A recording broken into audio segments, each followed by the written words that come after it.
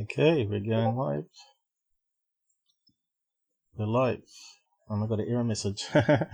Welcome to the Out There channel, live stream 183.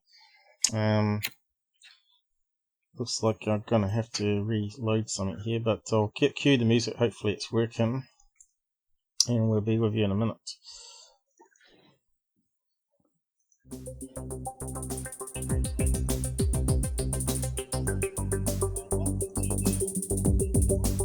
Sounds like it's working. Looks like I'm going to have to do the side chat thing again.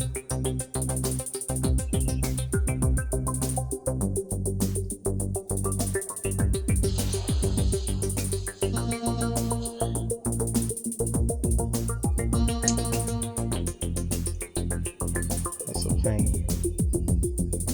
Okay, I think it might be working now, but now we've got two chapters. Just pop it open again.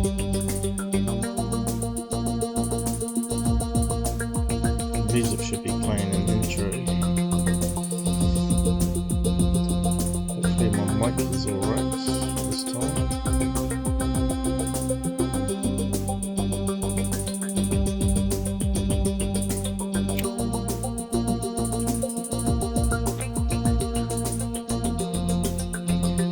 We've got Renee. How's it going, guys? We're a wee bit late, but we're getting there.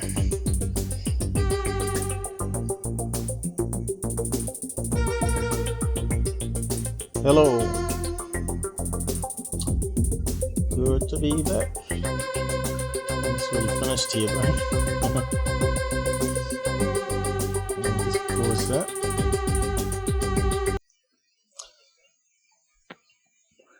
Is it paused? Yep. Okay, we should be live. Few technical problems. How's the sound going there, guys? Say hello, Robert. Make sure it sounds alright. Hello, guys. He's not clicking or anything. I can't hear anything my end, so hopefully it's alright. And like last time, it took 5 minutes to sort it out. So who we got with us down the side here? I'm going to type a welcome message. I think we saw... Good job, Jenny and Al. Yeah, we had to reload the chat because it screwed up with Google.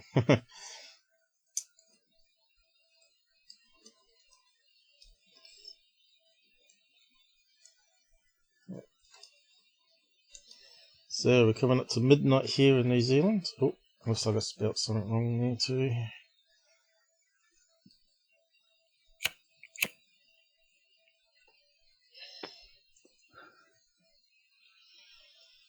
And see if I can spell it again. Dyatlov Pass, is it? Yeah, that's good.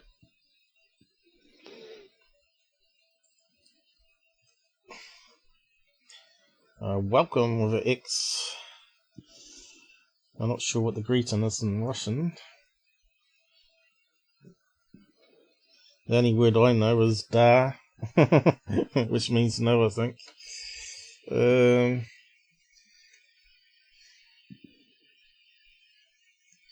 Okay, so we've got Dale with us. He's got a thumbs up, so the audio's sounding good, hopefully. Yep. Happy Saturday, yeah. It's 5 in the morning in California there. Looks like Renee is an early morning riser. Okay, well, we'll be here. You can always play it back later, it doesn't matter. John's with us. Let's get ripping. Almost Hello, same John. here. Cool. Of course, I haven't done a few extra bits here. Make sure it's going to the right place. So these people went missing, apart from one who we'll find out what happened to him when we tell the story. there's the location there, or where it happened. So, let's see. You got any links there? I think you posted one, didn't you? Let's see, where's it gone? Yeah. Is it a YouTube or normal page? Can't quite see. YouTube, is it?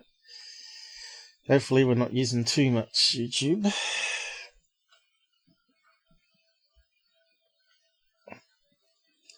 Always changes it to studio as soon as I paste it.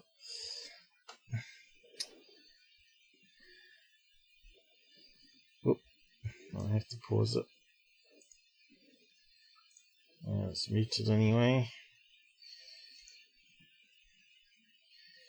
Of course, there's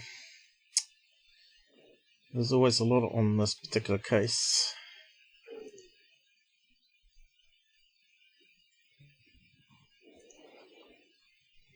There we go. Is it in English, Russian? Part 1 now. And I'll just get the speech engine sorted too. Yeah, this is a fairly good introduction to anybody that's not familiar with the case. All right. I'm getting better at typing it. Wikipedia. I think everybody under the sun probably knows about this. God knows how many documentaries and things on YouTube there is about it. Yeah. It's always been fascinating to me. Dyatlov Pass incident. That sounded a bit quieter. Is it the right sound there? Not too bad. I'll try the American voice. Dyatlov Pass incident. Dyatlov. They say it a different way. They don't say the L, do they? Dyatlov Pass incident. It sounded too low to me though. Or we're louder. It sounded fine to me, Paul. Dyatlov Pass incident. Okay, it's just my imagination then. Okay, so want to get to the video and kick it off, huh? Yeah. This episode... Part 1. Is it loud enough? 1959. Sverdlovsk Oblast, Russia. A group of friends, all experienced hikers and skiers, set out on a mountain expedition. On the 5th day of their trip, the team reached Gora Otorten Mountain. On this mountain, their trip turned into a horrifying nightmare. What exactly happened to these men and women? There are many theories. Secret Soviet experiments? Aliens? A Siberian Yeti? An act of nature? Good old-fashioned homicide? Keep watching to learn more and decide for yourself. On January 25, 1959, a group of friends arrived by train to the city of Ivdel, in the Russian province of Sverdlovsk Oblast. The group was made up of 7 men and 2 women. All in their early 20s, the friends were current students or recent graduates of the Ural Polytechnic Institute in Yekaterinburg. They were Igor Dyatlov, age 23, Zenaida Kolmogorova, age 22, Lyudmila Dubanina, age 21, Yuri Krivonashenko, age 24, Yuri Doroshenko, age 21, Rostem Slobodin, age 23, Nikolai Debo Bernioli, age 24, I'm not going to pronounce Alexander those. Kalivatov, age 25, Yuri Yudin, age 22. To prevent confusion later, I think I should note here that 3 of the men have the first name Yuri, and 2 of the men in the group have the first name Alexander. The friends were all experienced outdoor types, which was pretty common for young, active people in post-World War II Russia, or rather, the Soviet Union. Skiing, hiking, camping, and hunting were all popular recreational activities. Remember, this was back when people actually went outside and enjoyed nature, rather than just making YouTube videos about people who do. Ahem. Obviously, trips like these can be undertaken for sightseeing or purely for social interaction, but this particular group was interested in the sporting challenge of a difficult hike. They belonged to a sport club and had all ventured out on many similar trips to improve their skills and build upon their experiences. In Ivdel, another member joined the hiking party, Alexander Zolotarev, age 37. Zolotarev was a ski instructor and professional travel guide. He didn't know the other members of the team, but was referred to the group by their sports club. Zolotarev sought to add performance points to his certification and reach the promotion of master, or expert instructor. According to diaries from the trip, he got along well with the group and was liked and respected. January 27th, 1959. the Dyatlov group, now 1 member stronger, departs the town of Vizhay and begins their trek. The plan is to first reach Gora What's John Otorten Mountain, saying? then travel southward along the Urals to Oykachel Peak. Next, they would follow the Tashemka River and loop back to Vizhay, where the team would send a telegram to their sports club, notifying them of their return. Just 1 day into the trip, Yuri Yudin becomes ill with dysentery. He makes the decision to return to Vizhay. Here is a photograph of the team bidding Yuri goodbye. This picture and many others shown in this video were found in a camera belonging to the hikers that was retrieved from the final campsite. Through these photographs and diaries found on the site, investigators tracked the group's route leading up to what is referred to as the incident. How many diaries did they have there?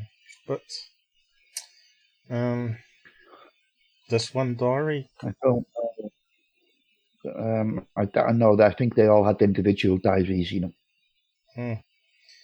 John reckons it's called the Dyatlov Pass. Yeah. Yeah.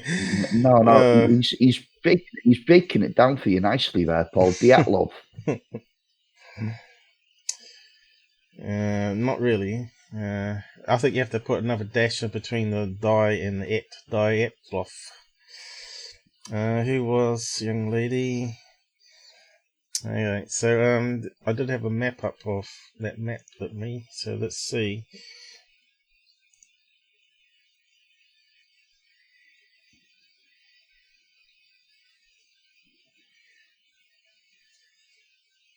Why was it taking so long to come up?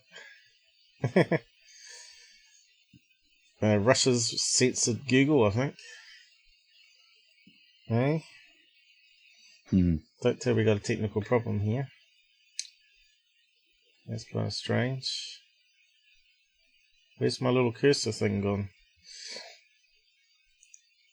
Still there. There's always problems. Well, I mean, it's not too important. It's the Ural Mountains. Yeah. Oh, here we go. Pretty close to Siberia. Okay.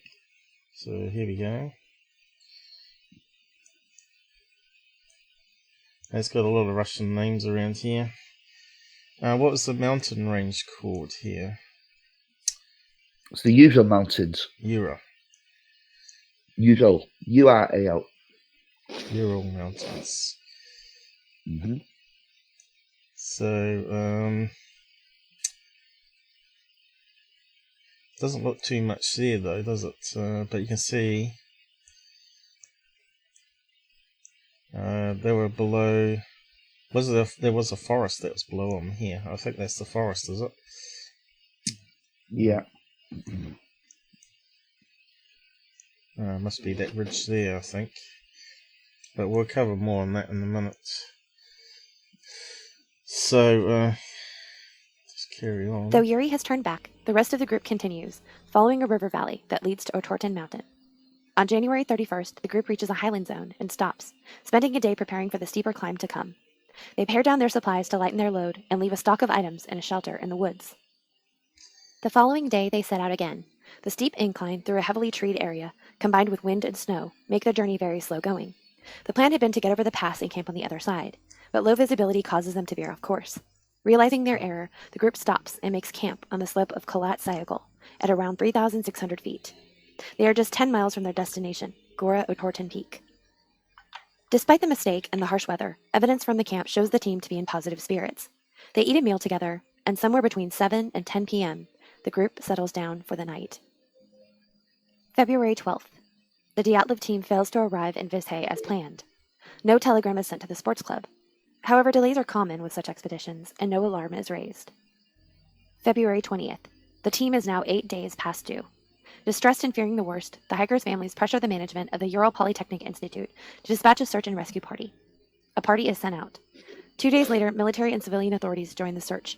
Planes and helicopters are sent over the route. February 25th. A pilot flying a search plane over the pass spots the tent from the air. The next day, searchers find the abandoned camp. The tent is partially torn down and covered with snow. The team's gear and belongings are curiously still inside. Coats, gloves, Of course, some of that timeline we know from a recent show. They've got some new documents that may suggest that there's been a bit of a cover-up. And they knew about the site, what was it, at least 10 days before the official sighting. So we'll Well, bring that up too. we'll get to that. Yeah. Their shoes. Investigators assess that the tent has been cut open from the inside, rather than being untied, indicating a hurried departure. Searchers follow a trail of multiple footprints in the snow, made with bare or stockinged feet, from the tent down in the direction of nearby woods. The tracks end covered with fresh snow, but at the edge of the forest, under a large cedar, the rescue team finds the remnants of a fire, and the bodies of Yuri Krivonashenko and Yuri Doroshenko. The men were buried under snow. They were shoeless and clad only in their undergarments. The cedar tree near the bodies had been stripped of branches to a height of 5 meters. It is surmised that these men, or other members of the team, had repeatedly tried to climb the cedar and had broken off all of the branches. 300 meters up the slope, in the direction of the tent, searchers discover the body of the team leader, Igor Dyatlov. He is lying on his back. In one hand he holds a small birch branch. His other arm is shielding his face. 500 feet away lies the body of Rustem Slobodin. He is face down in the snow. Have we actually got any map of that, whereabouts all the bodies were found at all? Yeah, I'm not sure. I'm sure that's easily available, but they were all reasonably close to the tent. Mm. The sun appeared to be on the way back at the time of her death, which is quite unusual. Okay, we've got several maps here. Which one is best? I don't know. Yeah, just to make it clear, the pass was named after Igor Dyatlov. Yeah, I could see that on the opening. It wasn't called that up until that time. Yeah, I'm just seeing what maps look the best ones for us. That one's really detailed there, I think. Using Google Maps. That one's like a picture drawing. I wonder if we can open it up. Open in new tab, maybe. I fortunately may have put up a map like this as she's reading out where the locations are, and just draw it as you mentioned. Yeah. Oh, here we go. Whoop.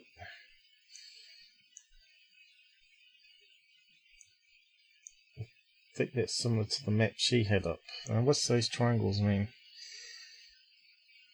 But that's not what I was after. I was after this picture here.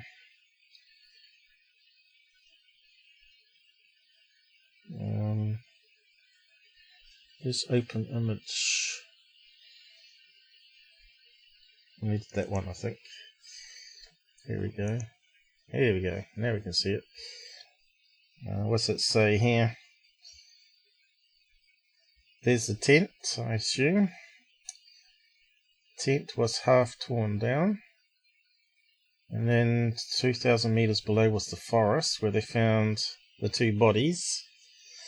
And 75 meters to the left, they found 4 bodies. Which I can't quite read all that, but I should probably read it out. Now, what's these ones doing way over here? That's kind of strange. 3 over this way. So that's 1, 2, 3, 4, 5, 6, 7, 8. Where's the 9 one? Did I miss one? 1, 2. Yep, there's 9.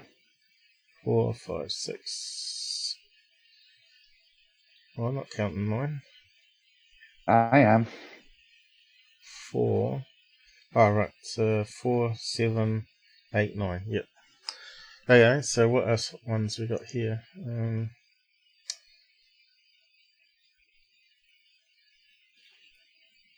What the hell is that one?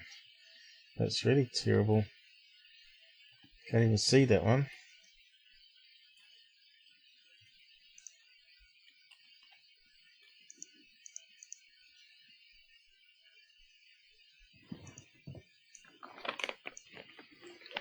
That looks like made in 1950s, this one. Alright, it's got the people's names on this one a bit better. Why won't it go that way? Well, it doesn't look like that drawing that we just looked at, though. There's 3 bodies this direction, 2 under the forest. It's kind of different, isn't it? A lot different, because those 3 were over here on the other drawing, and these ones are further over to the right over here. so maybe that one's more accurate here. Anyway, carry on. Further up the slope and nearest to the tent is Zenaida Kolmogorova. The poses of the 3 bodies indicate they were attempting to return to the tent. Doctors later determined that all 5, Krivonashenko, Doroshenko, Dyatlov, Slobodin, and Kolmogorova, died of hypothermia. Krivonashenko and Doroshenko, the 2 men found near the tree, had damage to their hands, most likely burns from placing their hands too close to the fire. Slobodin had also suffered a very small skull fracture, but the examiners did not feel that it had directly contributed to his death. The rescue teams continued their search for the other members of the team, but there was no trace of them. That is, until 2 months later. It was May, and much of the snow had melted. The bodies of the 4 remaining hikers, Lyudmila Dubanina, Alexander Zolotarev, Nikolai Thibault-Bernoulli, and Alexander Kolevatov, were found in a ravine 250 feet southeast of the cedar tree. In the earlier searches, the ravine had been covered over with more than 12 feet of snow, hiding the bodies. Alexander Kolevatov was ruled to have died from hypothermia. A physician who examined the 3 remaining bodies described the force of the injuries as on par with a car crash. Alexander Zolotarev had suffered fractured ribs on his right side. Nikolai Thibault-Bernoulli had major skull damage. Lyudmila Dubanina had also suffered rib fractures, and a bone fragment had likely pierced her heart. She had also experienced extensive facial damage. Her eyes, tongue, and lips were missing, as well as a portion of her facial tissue and a fragment of her skull bone. Her hands also displayed severe maceration, or softening due to the presence of persistent moisture. Further examinations found that some of the bodies were wearing articles of clothing that belonged to other members of the party. Lyudmila Dubanina's foot was wrapped in fabric from Yuri Krivonashenko's pants, and Alexander Zolotarev was discovered wearing Dubanina's hat and coat. The garments had slashes on them, indicating that they had been forcibly removed. It should be noted that there were no drugs found at the camp or on the bodies, and the only bottle of alcohol present was a small flask of medicinal alcohol found intact in the tent. Just a few short weeks after the discovery of the remaining bodies, the Soviet authorities concluded their examinations and investigation and ruled that the Dyatlov team died as a result of a compelling force. They cited that there was no evidence of a guilty party. The authorities never provided clarification on what defined a compelling force. The records were archived. You know, all those injuries before sounded like someone that was in a blast zone. You know, what you call, you know, how you get the wave that happens from an explosion hits you. Yeah, absolutely. Yeah. What's the word I'm thinking of? But it was actually an unknown compelling force. So what the hell is that when it's out? Well, yeah. Kind of strange terminology, isn't it? So less Russian translation is wrong there. It's vague, isn't it? What do you call it? A shockwave from the explosion? Is that the word? Yeah. Yeah. It's like an unseen thing. So if that hits you, it's gonna shatter bones. It's gonna do internal damage. Yeah. But yeah, we'll just keep on going then, and just keep an eye on all the different details because it's quite big. We should probably do a checklist, shouldn't we? And write it down as we go. Archived and classified at the end of May 1959. So, what killed these 9 hikers? There are many theories, some outlandish, some plausible. We'll explore them all in part 2. Thank you for watching Peek. Like or subscribe if you enjoyed this video. Yeah, so that one's done near Robert, so where we go from here? Okay. We go here and we'll look at the various ideas of what could have happened to these people. There's been plenty put forward. Yeah. I've left you a link up. Right. I was just going to look at through the maps again. That one's kind of crazy.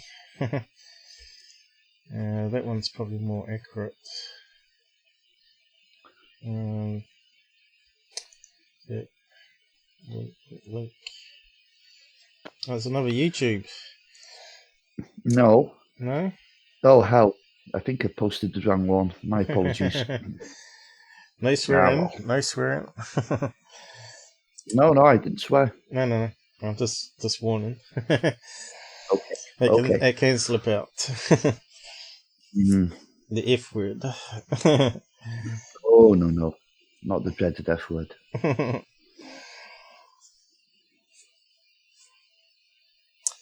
Yeah, so What's going on here?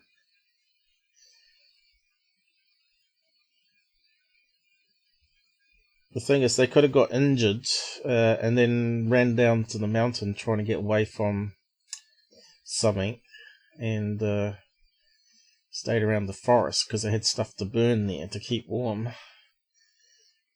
Oh no. It won't let me post a link, Paul. Why not? I don't know. Too It's long? saying Ezra, try again. Don't say that. It's just done it again. I posted up on... it's probably a blacklist site. Can you post it up on the chat here then? Looks like we've lost your feed as well. Paste it on feedback on Facebook. No, I got that closed down. Can you post it just in the text message here?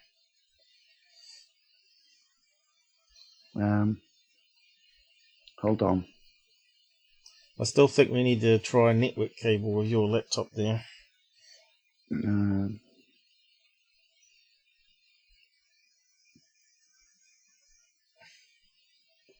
Shouldn't be too hard. You just click on the box, right click and say paste. Yeah. There's probably more than 200 characters, I'd say. That Google limit is stupid.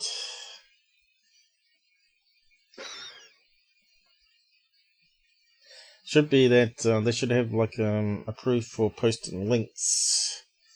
Yeah, I've left you the message there now. The link, Paul. Okay, I'll copy See it? Yep. So here we got workarounds. We got Plan B. Yeah.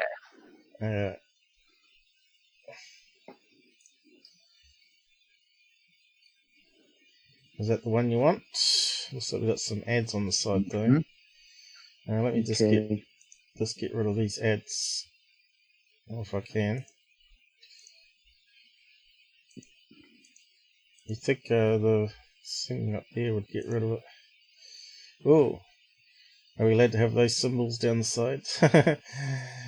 You know how Google is nowadays. What's an hour doing? Yeah. If you just scroll down Let me just to the actual... let's get rid of some of that offensive stuff. There we go. That's looking better. Okay, is it big enough writing, or do I need to make it bigger? Yeah, if you could just scroll down now to the... That should solve the problem. Yep, where do you want to go? Keep going. Keep going. Keep going.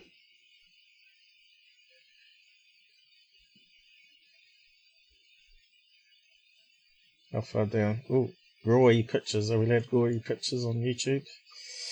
Oh, come on. I don't know. You know how things are set. Don't get squeamish on me. It's not me that gets squeamish, it's YouTube rules. There we go. That's what we want. Okay, theories, you know. Yeah. Okay. So you want me to get the reader to read it up, or? Well, you don't really need to. Avalanche. A popular theory was that the creep awoke in a panic because an avalanche was imminent. Cut through the tent, were fled to the forest in their nightclothes, where they froze to death. Well, what do you think of that then? It's a possibility. I don't think it is. Well, it's what we looked at so far as a possibility. Although, why would they be spread out? Why wouldn't they be like in a huddled around a fire? Absolutely. So, absolutely, yeah. We can rule out that. And how is the tent still standing? Well, they fled the snow coming down to the bottom and saw it didn't go very far, and then they realised they'd have to get back up there to get their belongings. But why didn't they do that? You know, it's 2,000 meters, 2 kilometers, which is what? How many miles is that? 1.5, is it? to get it for the Americans who don't understand kilos. Okay, 2 is almost 1.25 moles. Okay. So, avalanche, I'd probably rule out because there's some red flags there. Me too. One person or 2 persons would have trekked back up to get the belongings to bring it down to the others while they set up a fire down there in a safer location. Where if the snow come down, the trees would probably act as a barrier against the snow. So, next one, infrasound, which is a kind of strange one. Another theory states that when going around the... now you got me. Yeah, Holocaust Mountains created a von Karman vortex sheet which produced infrasound capable of causing panic in humans. Well, if that's the case, isn't there one documented case where it's happened before? No? I don't know. And that doesn't account for the injuries. Well, let's just do a quick shit. Infrasound and mountain deaths. Now, I think that was also stated that some of the cases for the 411 book, the guy that was saying the vanishing in national parks was also due to disorientation. Yeah, disorientation and caused from infrasound, which made him go a wee bit loopy. Mountain deaths. Or madness. So we'll look what comes up. The Russian one. The new theory. So it's all going to be the Russian one, bollocks. And yet, they've got to base it on another case, like you said before. They can throw something out like that. Yep. Well, let's see. How can we narrow the search down? We could just say minus that keyword, see if it works. Here we go. Mountain. Okay, let's have a look at that article there.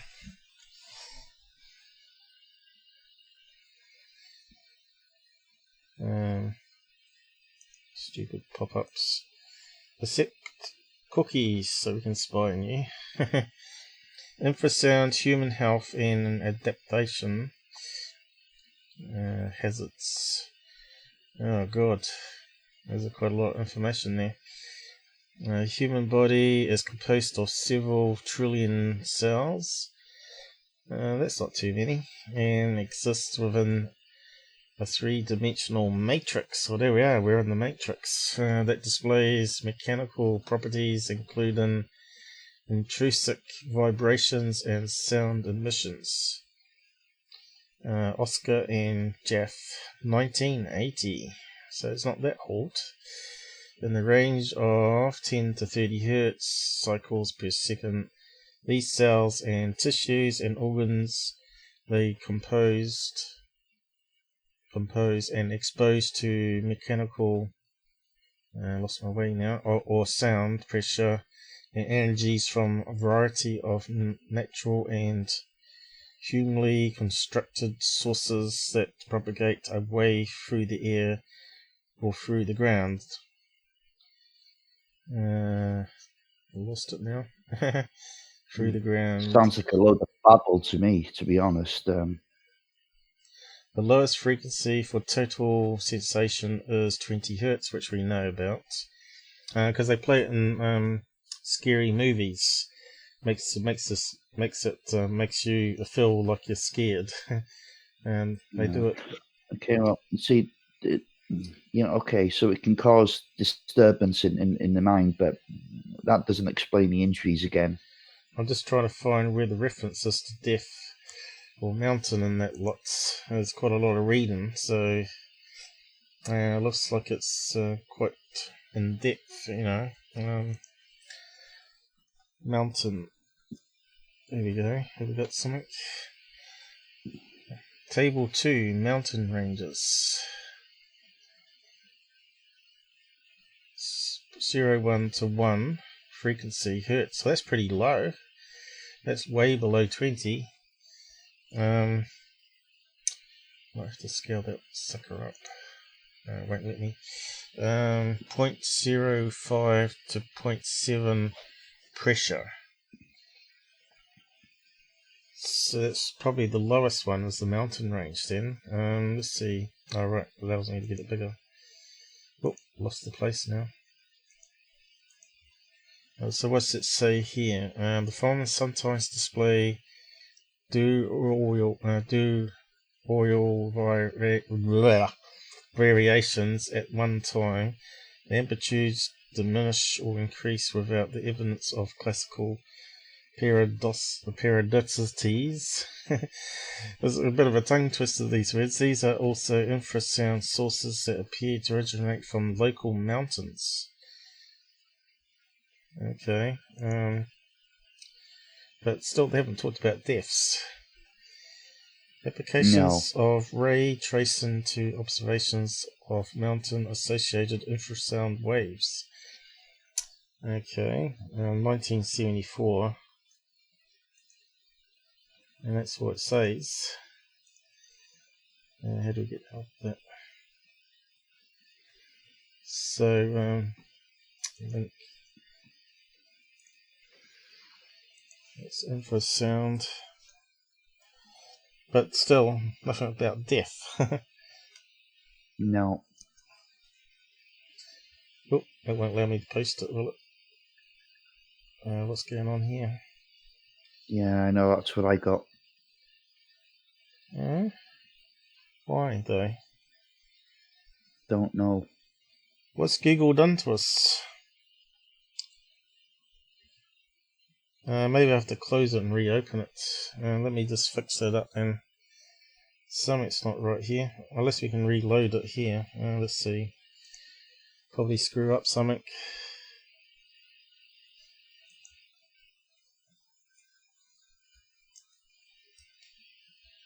No.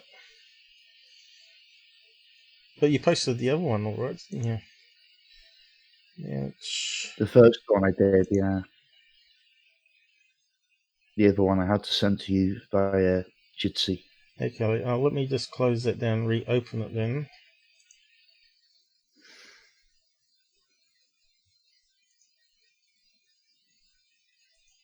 You knew Google would have to stuff up something. Let me just see if it will go with it. No. We've been banned from posting links now.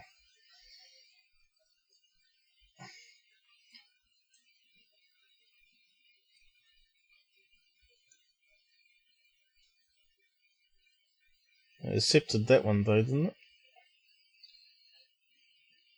No. No. Well, one of them went, didn't it? Oh no, we've got 2 error messages on it. Damn. Why did they break things that were working just perfectly fine?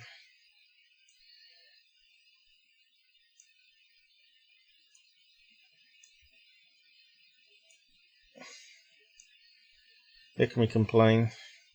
Oh, guys, we can't share that link. No, it's okay. We can talk this. Yeah. I was trying to... Oh, where's my search gone? I should have gone back. Oh, damn it. Where's the search history on this? Infrasound deaths. Let's try that. Silence sound kills inside sources. That sounds like it's conspiracy sites. Oh, there we go. We've got the Russian one again. Does it affect humans? Engineering. Here we go.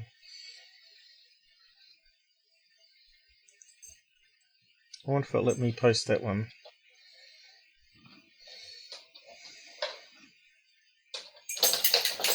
Oh, they're talking about the windmill thing. Yeah. That it doesn't kill people. Let me just see if that link posts it. Oh, that one worked, did it? That one worked? Yeah. Oh, that's kind of weird. I'm not sure why that other one didn't work. But still, we got nothing on deaths. No, I think the infrasound concept is a long shot. What's this one here? WordPress.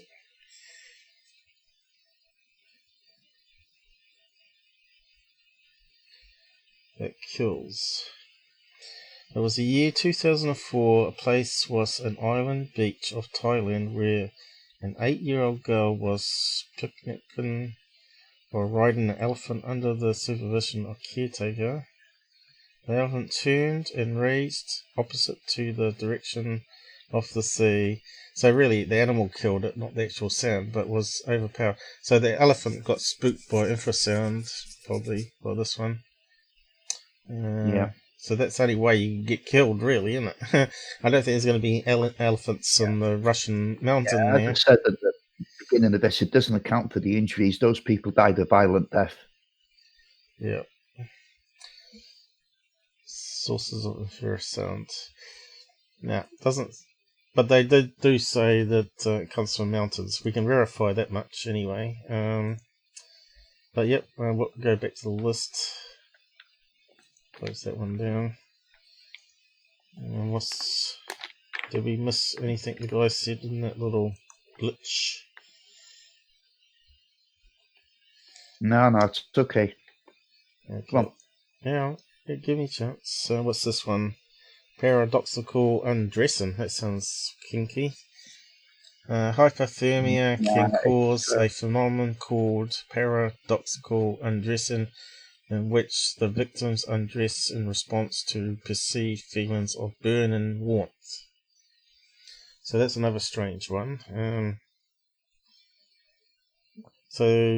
But how's that going to... But why would, if they were in a tent, why would they feel that they're burning up if they're in sleeping bags? Because that's what you want to be. You want to be... Symptom of hypothermia. Well, I had very mild frostbite in my toe once when I was fishing in sub-zero temperatures, and my toes actually felt hot, but I wasn't stupid enough to take my shoes and socks off. Do you know what I mean? Hmm. And these people were trained in what they've done, so I think that is another not a chance. Right. So what else we got? Russian Yeti. The theory that the group were stalked and killed by a Russian Yeti, since the injuries sustained by the skiers were caused by something inhumanly strong. It was said to have then feasted on Dubina's eyes, tongue, lips, and face. One of the hikers wrote the snowman exists in the journal. I tried to find reference to that. Have we got any images in the journal about that? Look, I'll produce this shortly. Let's go through the others as well first. Okay. I don't know why Yeti would have a fetish for eating lips, you know. But anyway, gone 6. I don't think that was the same. That was the same thing. I think your lips, they're soft. Your eyes are soft. It's the first thing a predator will go for. Yeah, but I think many of those injuries happened after death. But a Yeti normally breaks. If you listen to the stories of Bigfoot, they normally pick it up and snap the back, right, and then they just carry it off, and then maybe they tear off a limb and start chewing on it, like a human would do. Well, I don't know. I've never actually met one, but fortunately, no. Well, there's not too many in UK. 6 gone bad.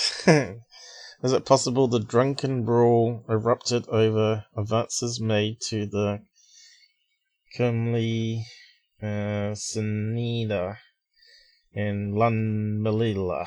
Is that how you say that? Lumanilla.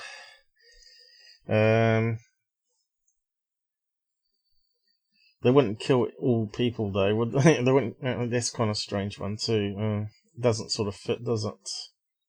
If you said parts of it fit, then maybe. Military test and cover-up. This is the one I like.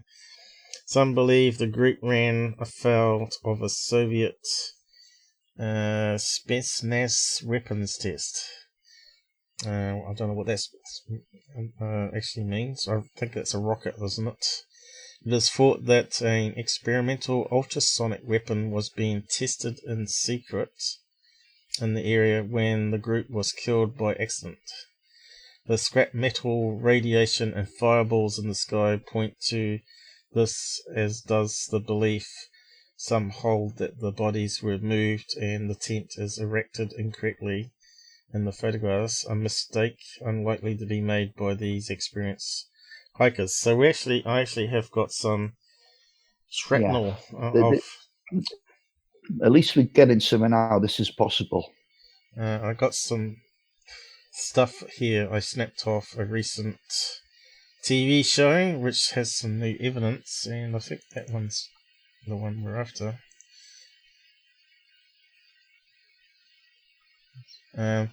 That's the scrap metal they found, which they believe is aluminium, which they tested to be aluminium. And you can see the honeycomb, well, what is it, the square ribbon makes it stronger. Yeah. But yeah, they reckon it's off a rocket or some type of craft found where the bodies were. So that's a possibility. So go back. Is there any more? Aliens? Okay. Yeah. The fireballs in the sky and the extraordinary circumstances around the case led investigator Lee Ivanov to conclude that the Dyatlov party has been murdered by aliens. Normally we haven't heard. Outlandish, doesn't it? But Lev Ivanov is an interesting guy because he's a KGB man and he ran the investigation. Yeah. But we'll get to that in a bit. Yeah. The thing is here, though, I don't think I've heard any aliens killing people before. The closest one was that Phil Schneider one, I think. So maybe. I don't think it's all good aliens, Paul. Yeah. Maybe the bad aliens we don't hear about too much. Mm-hmm. With the help of the Ural State Technical University, the Dyatlov Foundation was Don't have to worry about that. Actually, I'll just get the damn thing to read it out for us. See how that goes. With the help of Ural State Technical University, a Dyatlov Foundation was in Yekaterinburg with an aim to convince current Russian officials to reopen the investigation of the case and to maintain the Dyatlov Museum to preserve the memory of the dead hikers. Okay, so that's not one of the scenarios then. No. Why has it got one aliens? Yeah, just keep going, Paul. It's got one Yetis here, so it looks like the number sequence is wrong. Don't worry about the sequence. I think that's the end of it, mate. That's done. Okay. Okay. So where you want to go from now, then? Okay, no problem. Give me a second. Yeah, looks.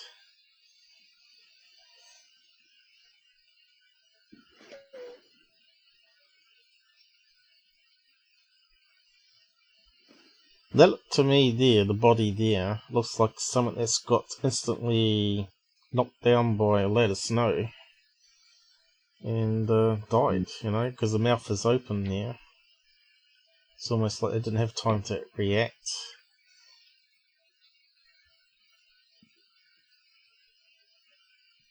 Kind of strange.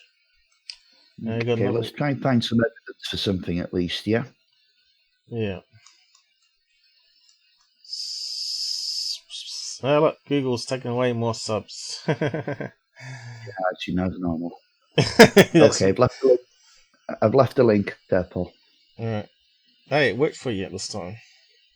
Yeah, it did this time. Paste. And yeah, if you can go to 23 minutes because we can't play it all. Yeah, it's one of these ones that puts the stupid studio in front if you're logged in. No. I don't know why it does that. It didn't used to do that.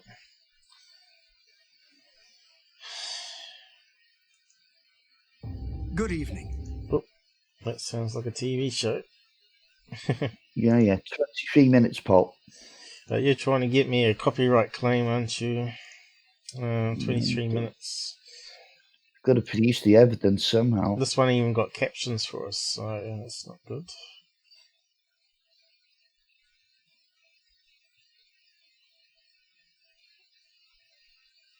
Let me go. Oh, a bit further back. Yep. Out there, you reckon? So, what's this from? Discovery Channel. Russian Yeti. Okay. So I think it's important to take in what the locals tell you. Alright. What we got? This woman is a member of the Mansi tribe. Alright. He really wanted us to believe not only about the Is that Mansi loud people's enough? innocence, but about how they would have warned the students to not go to the Mountain of the Dead. It's okay. After a 3-hour trek through the forest, they arrive at the Mansi hunting grounds. Very low. Huh?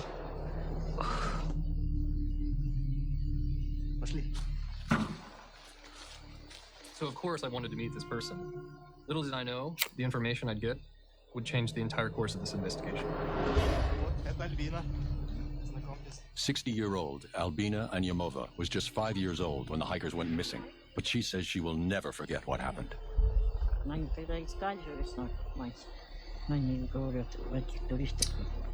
on, Robert. I think this show was a mocko documentary. It rings a bell. Remember they did one with the mermaid on Discovery Channel? This is it's not that, Paul. Well, it says Russian Yeti. Yes. And it's on Monsters, whatever it is. Then I asked Albina how she thought the hikers died. I was not expecting her answer.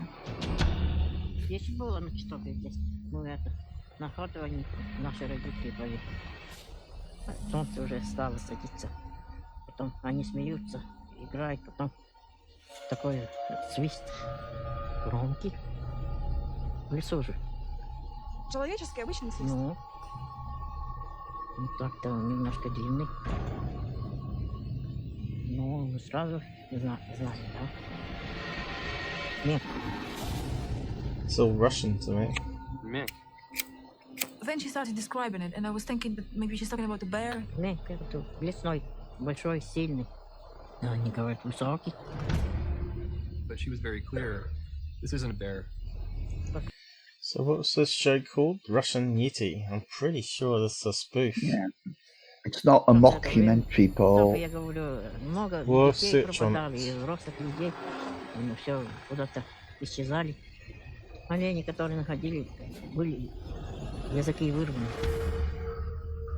When she talked about the dead deer they had found missing their tongues, of course it just made me think of Ludmilla. They found her with her tongue ripped out. Could this be evidence that the hikers encountered a mink?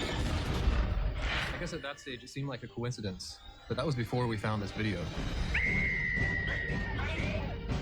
Other people had seen it too. Yeah, are you sure it's not a mocko? Let me just search on it. Discovery Russian Yeti mocko documentary. How do you spell it? Okay. Mockumentary. Pretty sure it is. Where's Robert disappearing too? Oh, he's reconnecting. You're back with us. Russian Yeti, the killer lives. Discovery Channel's fake documentaries. Here we go. Russian Yeti. So what was the title of this one? Mountain of the Dead. It sounds like it's... That's the title there. It says lives, doesn't it? There you go, Robert.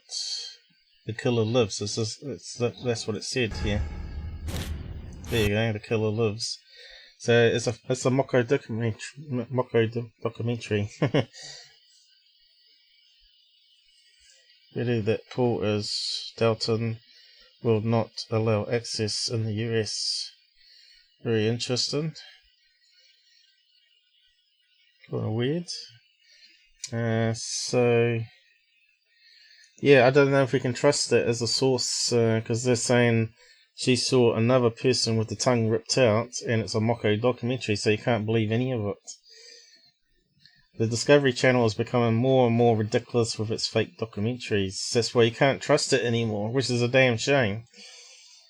Despite widespread backlash over the fake documentaries, I'm not sure where Robert's going. So supposedly educational networks. Are you there, Robert? You keep dropping out. What's he doing? Robert!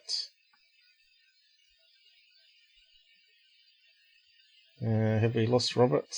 Let me just close it down and restart. I'm not sure what's going on. Google is trying to censor us again. Have we got him this time? I think I can hear him. Robert, where are you? Well, we got two things popping up now. Oh. That's really weird. Hey, we got you back? Robert. Why is he not answering me? Has he muted his mic? I think I can hear him though. Robert, are you there? Say something.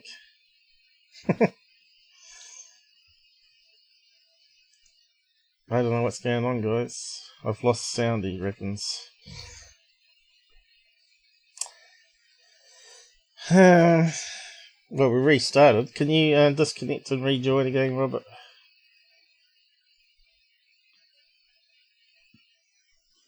I don't know if other people have lost sound. I'm pretty sure I can hear them.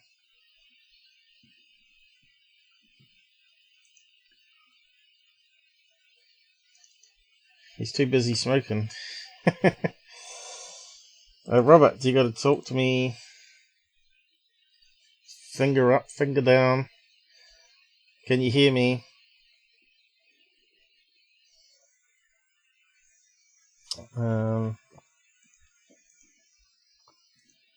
I don't know what's happening, guys.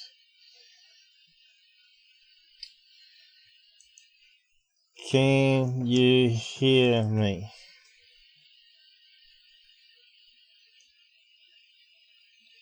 I think he must have pulled out the connection. Did he go away to the toilet or something?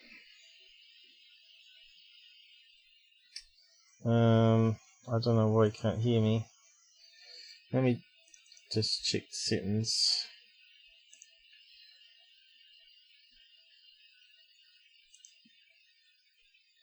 Minicam.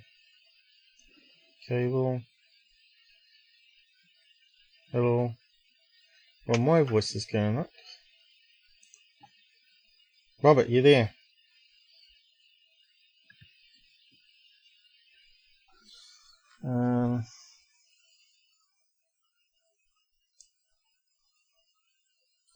Let me just restart this. I think I can hear him, but he's not hearing me. I don't know why.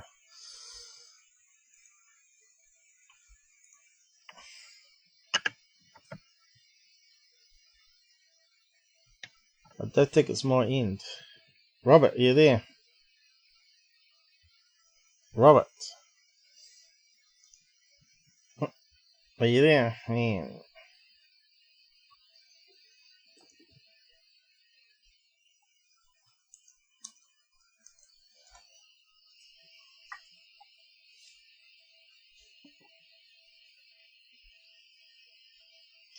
Are you there?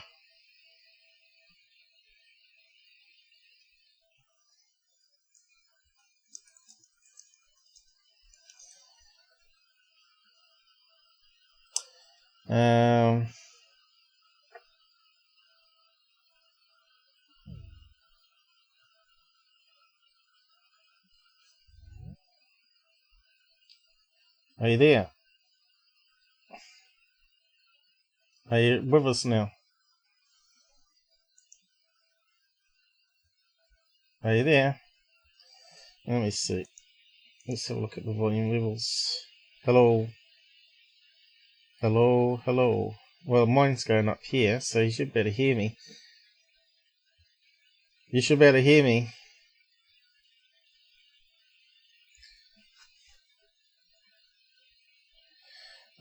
They've been updating the software. Looks got you back, Paul. You got? What did you do? Absolutely nothing. It just came back on its own. Maybe they're mucking around with the code in the background, maybe. Or maybe the government's trying to interfere again. Alright, so we got you back finally. Cool. Yeah. I'll tell you what, you know, you think I'm paranoid about things going wrong during live streams. Yeah, I did a 4.5 hour one the other night and it was flawless.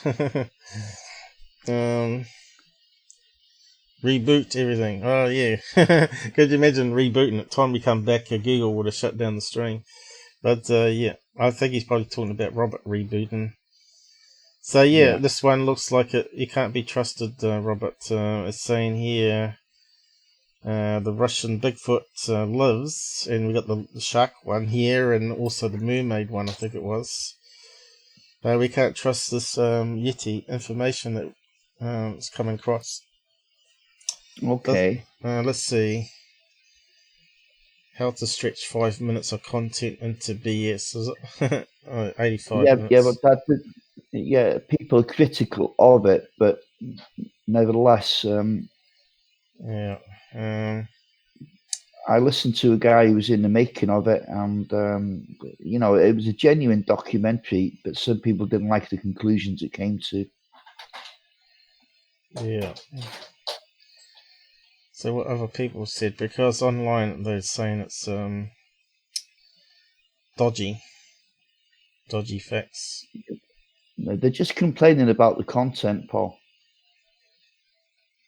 It's not a spoof. No, it's called a mocko. Let's see, Russian Bigfoot.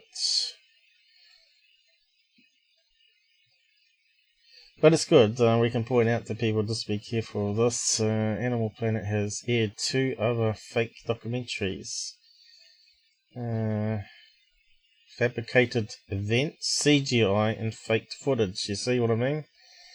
We can't trust it anymore. They tried to do a ratings thing, and everybody got upset about it. So, well, let's see what else they got here. Russian Bigfoot. Movie database might have something. They call it the Mank. They call it horror here, not actually a documentary. Fictional. Well, that means not true, doesn't it? Fictional documentary on deaths of students in Russia. Sci-fi. Just means story, doesn't it?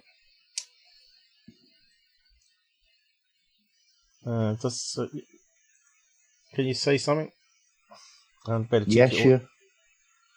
Okay, you're not corrupting, because after we restart, we've got to check the audio.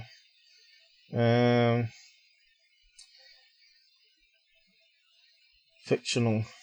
Another intentionally misleading fake documentary. There you go, on the movie database. Yeah, well, yeah, but that's an opinion. I don't think so. Russian Yeti, the killer lives. Yeti, the killer lives.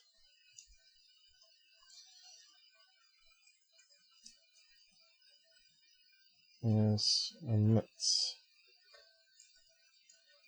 Discovery producer admits. Fake.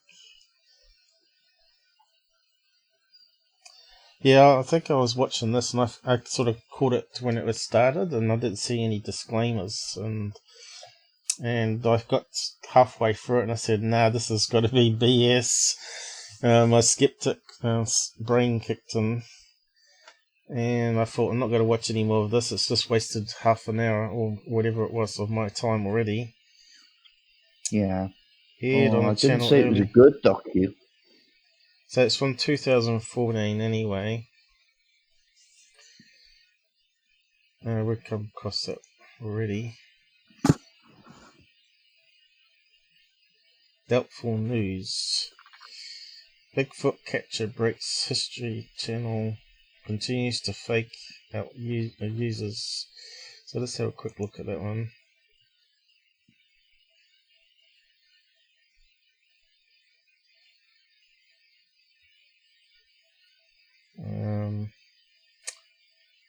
What did it say there?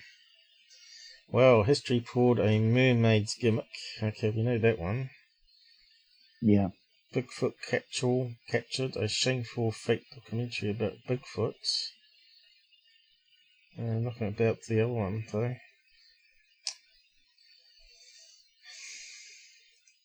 Now, this way you always got to cross-reference things. What's this one here?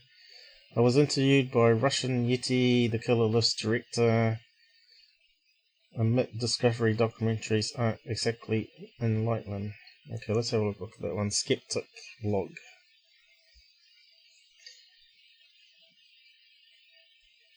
Was it not loading up?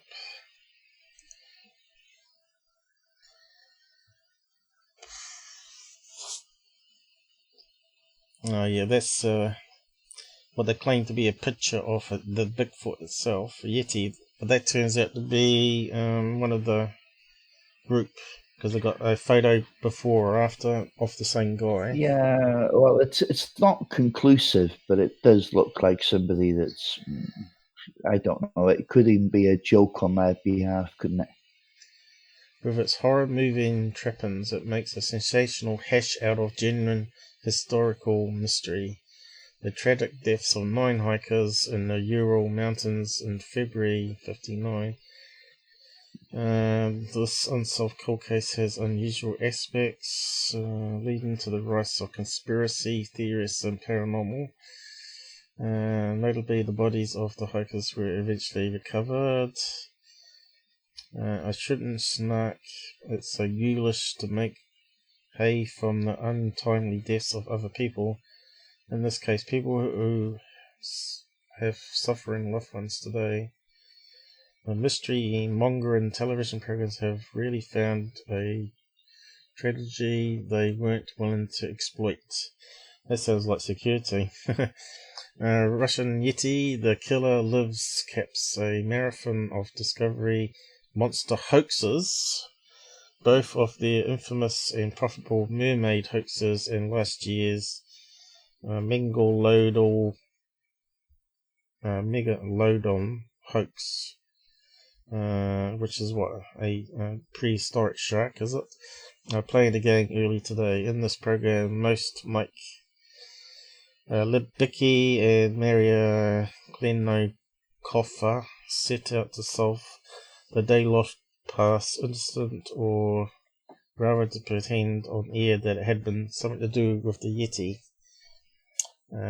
For a detailed critique of the program's claims, see the useful analysis over at Doubtful News. Short version, we don't know what happened to these poor people, but it's easy to completely plausible explanations which fit the facts. So, I don't know what you want to do with it. You want to keep playing it, I suppose. Yeah. Just a bit at 39 minutes, Paul.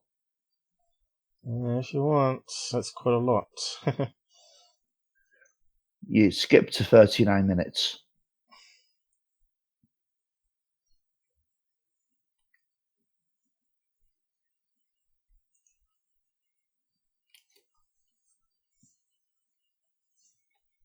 The case.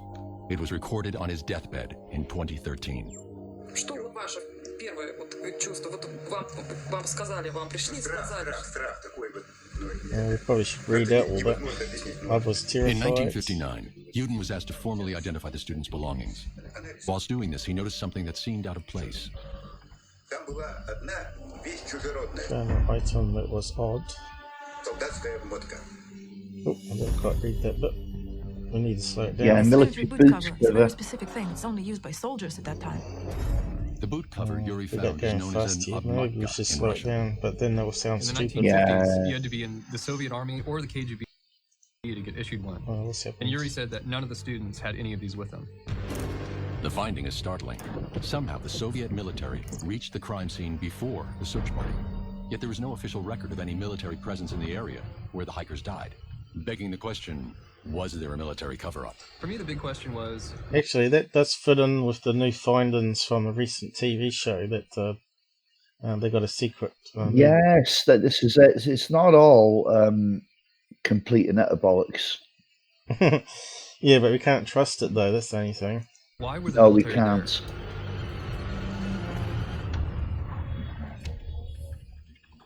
Mike wants to view the original government files to see if they reveal more detail about the crime scene.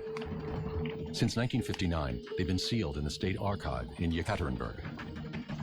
It took me months, but eventually we got access to the files. В общем-то, небольшое дело по объему, но тем не менее, конечно же, многие с ним сейчас знакомятся. Being able to see this kind of information, pretty extraordinary. Whoever wrote this file accidentally left evidence that a cover-up took place in 1959. Look at this. It says 6th of February. It's But the true. students, So if we have a look at that document, until 16th of February. it probably sort of confirms what they're saying here, which is kind of interesting. So on what's the show? Joss Gates, they do a 2-hour special thing for it, and they've got a female investigator that's probably got everything on the incident, and she goes along, and plus they meet these guys here that show them a document, which was the police constable or whatever it was, dated, what was it, the 15th of February, which was 9 days before apparently it was meant to be officially reported. So they knew the bodies were there a good week beforehand. Yeah. Let's see, what else we got? And he brings out another government document here which also talks about the date. Where is it? Confirming the date of the investigation, some police records. Okay, and of course the dates written all through the note here they found in the records. So of course of this note, apparently they've reopened the case, apparently the Russian government, to try and figure out what's going on here. Yeah. Which kind of suggests there's a cover-up. Yeah. Can we see what it says here? I can't remember what he's trying to point out on this one.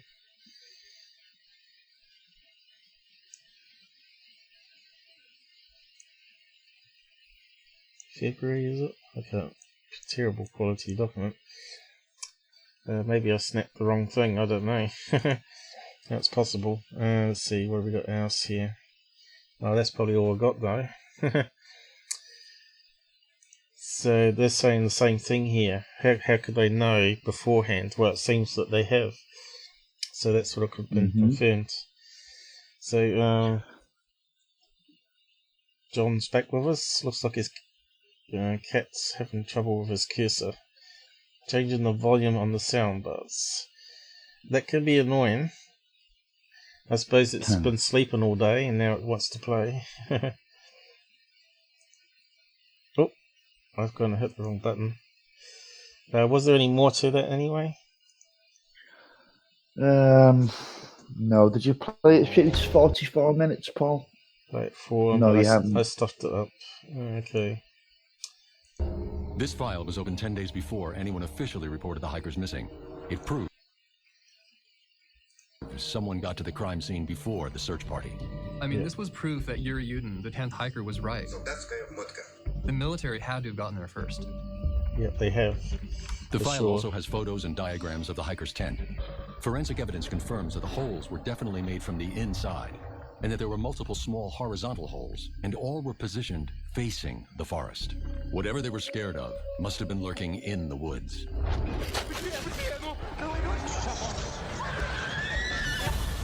Hit me right there. These holes were lookout holes. They needed to see outside. Maybe they were looking out towards someone or something that was stalking them. That's very low volume. Is this proof that the hikers were being hunted? Watching out for a Yeti? Mike and Maria find some classified photos that add further evidence to the theory. Wait a minute. What are these right here? Footprints. Can this be what Dyatlov was talking about?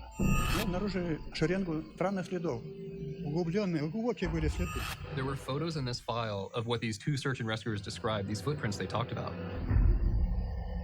Could the military have made these boot prints? It doesn't look like a boot track, and one of them's got a strange sort of narrow heel. The second print, you can kind of see the shape of a foot with almost a big toe outline. Oh yeah. The shape and size of these footprints seem to match the Yeti tracks identified by other experts. Wow. The students were actually I think we could take this with a bit of pinch of salt, can't we? Well, you know that they were wearing bare feet, some of them, and if you put that in the snow and it starts melting, it's going to look like a bigger foot, you know what I mean? This they found out with some of the Yeti footprints in the Himalayas, right? So they found that the bear was walking in the same front feet, and it was making it bigger. But also when it melted, it got even bigger. Which you can't get with, obviously, mud prints. Less likely to expand, aren't they, than snow, which can melt with the sun. These footprints obviously did not belong to them. Any footprints they made would have been small, and these footprints were huge. But the final revelation from this file is perhaps the most terrifying. One of the items left in the tent was a piece of paper written by one of the hikers just before the attack. It includes just one chilling sentence. It says, "Now we know the snowman exists." Right in front of me, written by the students. Okay, so that could be fake information there. I don't think it is, because I've seen it in several sources. Although it's obviously over-dramatized, isn't it, with the stupid music playing in the background. No one needs that. No. Snowman exists. Snowman exists. Russia. Just try that in. Yeti. Man searches for 60 years. I think there's a few people searching. Yeah. Russian footage of Yeti here emerges. 90% exists and lives in Siberia. But I'm pretty sure they did some DNA on that sort of stuff. They said it was actually a new type of snow bear. that can sort of stand up and sort of walk on back feet. But interesting. Yeah, there was a few documentaries on that. If you type in, but yeah, I can't find a reference. I'll come back to that one. Yeti.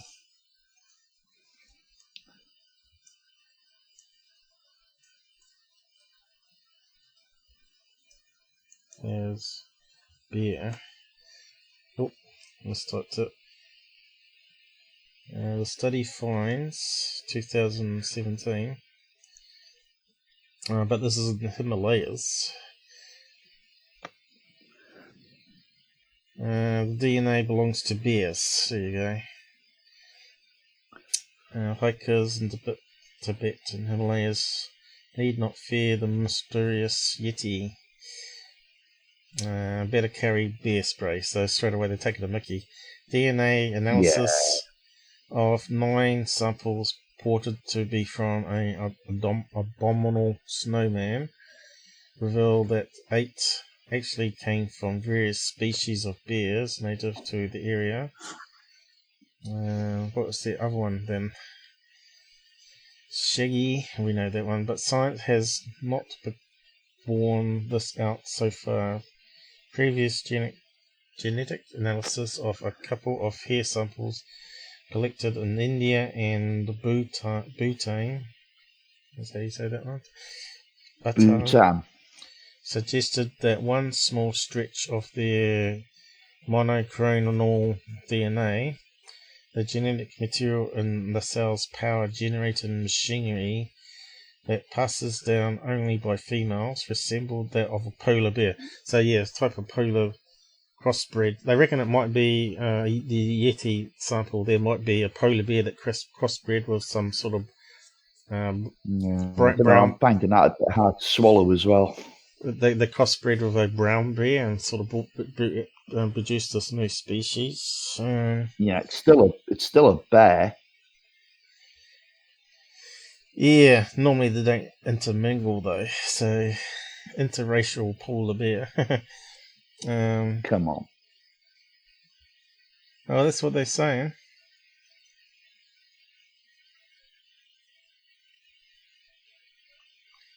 I don't know if there's one for the Russian Bigfoot. I think I did a thing on Bigfoot and Yeti in an episode where they claim that one was captured and bred with a human and created these hybrid children, which are still alive today, and they sort of dug it up. And yeah, there was something unique about it. I can't remember exactly now, but it's in the episode I made. So just close that one down. So we're trying to verify whether the snowman exists. Russian notebook. Maybe try that first.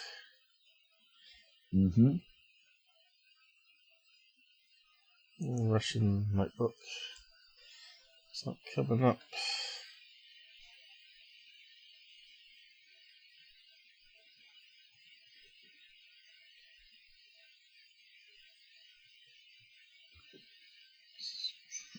Can't see anything popping up there. Oh, here we go. Now we know. It's on the Facebook post here. Oh, right. It's got the Discovery Channel reference to it. Oh, God. On the Facebook post here. I reckon it's probably fake information. Of course, it will be in Russia. But apparently the woman translated it all into English. Unfortunately, she's not on our show, so we can't ask her whether what's true facts and what's media trying to make money out of it. I'll just put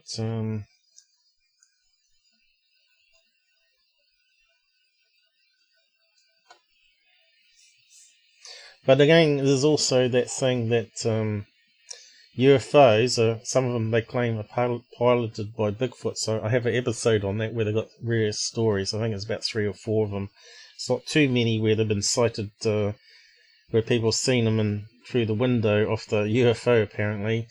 A hairy Chewbacca type creature piloting saucer, and they've seen it sort of land with Bigfoot not only going inside a UFO without any sort of force, there's something just walk inside like they like know what they're going into, and they've seen ones also be dropped off and walk back out into the forest. Could they be like Chewbacca, like from another part of the universe, and they're actually here studying the forest and collecting information? Who knows? It's possible. Mystery mongering. So again, we've got this discovery thing. Oh, here we go. Rational Wiki. That guy normally checks his facts out. Yeah. So what have we got here? I need to find it. It's just going through the various ideas of how they died. High winds, animal attack, local tribespeople. I didn't see that in the list too. That was one of the most common ones too. Yeah, they actually investigated the Mansi tribe because they'd been known to club at least one other person to death. Yeah, but apparently they're quite friendly people on the Joss Gates show. And they were like the first ones to help the searchers get up there and look around. Animal attack. Were they killed by bears? Because that's very similar again to the Yeti thing. Which is possible. Yeah. They may have got down to the forest and then bumped into some sort of bear that sort of then cracked them into the ribs. High winds. Maybe, but I tend to doubt that because there was no bruising on the outside of the bodies of some of those that had massive internal injuries, which you'd get you would get from blast instead, wouldn't it? Exactly. Some kind of argument. Nearby gulag. What's that? Soviet prison. Right, of course. Yeah. Hogan's Heroes, which leads to theories that we were killed by escaped prisoners. I think that one was debunked on the recent show from, what's it called? Unknown Destination. It's quite good. If you ain't seen it, go and watch the 2-hour thing after the live here. Secret weapons. Infrasound. Yeti. Okay, what's it say here? In 2014, Discovery Channel, a cable channel known for its ridiculous, ill-informed programming, aired Russian Yeti, The Killer Lives. The documentary claimed the trekkers had seen and photographed the cryptid, leaving a note saying, "We now know Snowman exists," but no other mention in their diaries. Furthermore, no tracks. Yeah, so let's get this right now. It was said. That's not fake. They did say it. It's in the diary. But what they're saying there is there's no other mention of it. I don't know if that's how it reads there, Robert. Yes, it does. Well, I haven't found any in the searches. UFO. Okay, UFO one's probably worth reading now. Reportedly, government investigator Lee Ivanov privately blamed UFOs. Of course, aliens could have done almost anything. Of course, where no evidence the UFOs in the extraterrestrial sense exist. These reports of strange lights, which is what I've got here. These are the lights, apparently, they photographed, they found on the film and processed it. See what you think of it. What's that look like to you? Could be just about anything. It looks like something we see on the third phase on the moon. Off the moon. Well, it's a genuine picture. It's just totally out of focus, isn't it? I don't know if it's out of focus. To me, it looks like a... looks like either it's a leftover explosion cloud or a cloud of some sort. Okay. That's what it looks like to me. That's a fair comment. But there was independent witnesses to a UFO sighting. Of course, this must have been early morning, because there's obviously some sunlight here, isn't there? Yeah. Would you be able to take it with a camera at night time? I would expect it to be really dark here. What's this one? Again, it looks like leftover cloud of some sort, or like an explosion, or just a normal cloud. Why are they photographing it though? I don't know. Looks like, is that stars or scratches in behind there? See that? Yeah.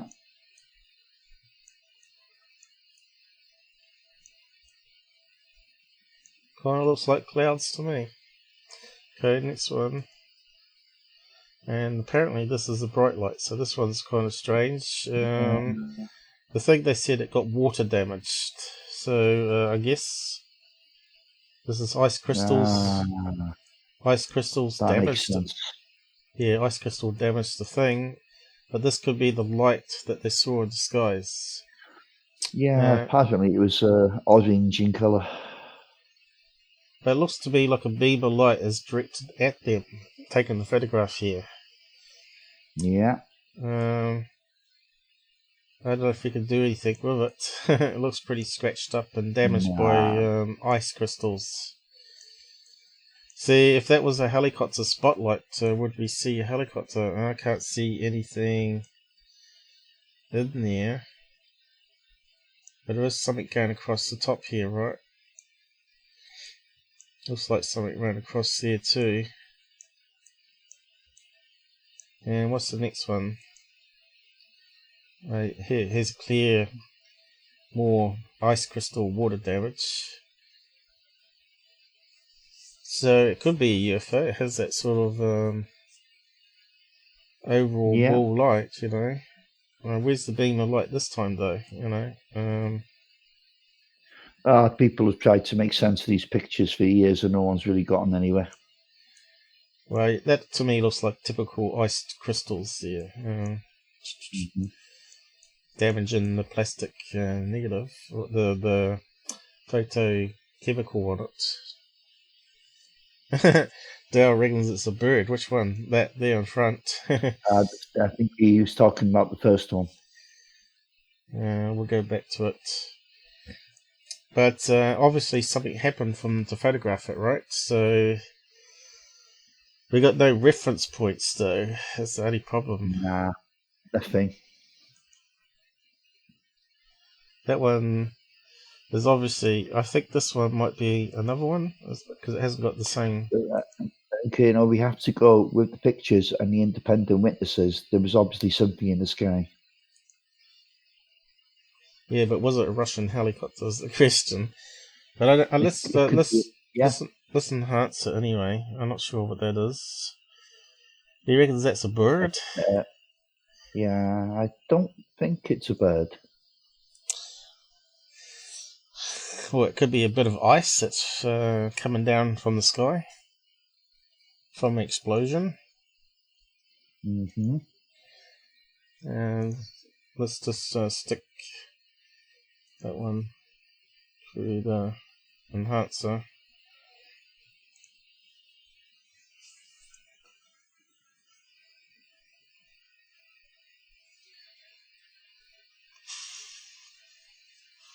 Let's see if we don't have any more problems. Brightness. Can't see anything popping out in the background. I don't know if colour swap's going to do much for us because it's all black and white, isn't it? Yeah. Overexpose it. But you can definitely see the beam of light now coming down this way. Kind of interesting. If it was a UFO shining the beam down, right?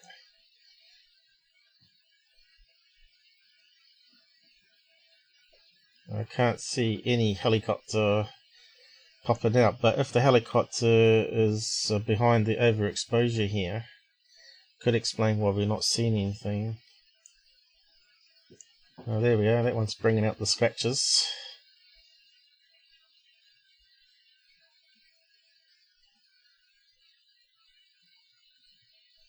Yeah. If only they had smartphones back in those days, huh?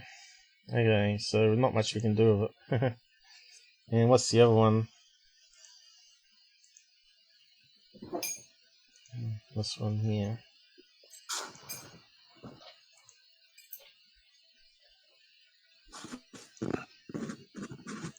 Oh, wrong thing. At least it's going alright so far. So, colours.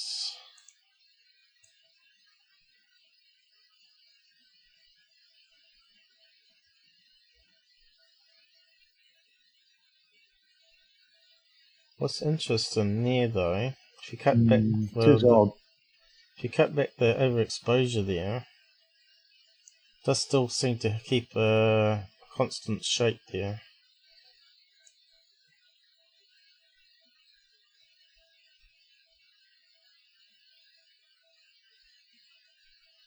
But it doesn't rule. I can't see it being a rocket thing, because it doesn't look like a typical rocket contract, because they said it was like a ballistic missile being tested that exploded and left radiation.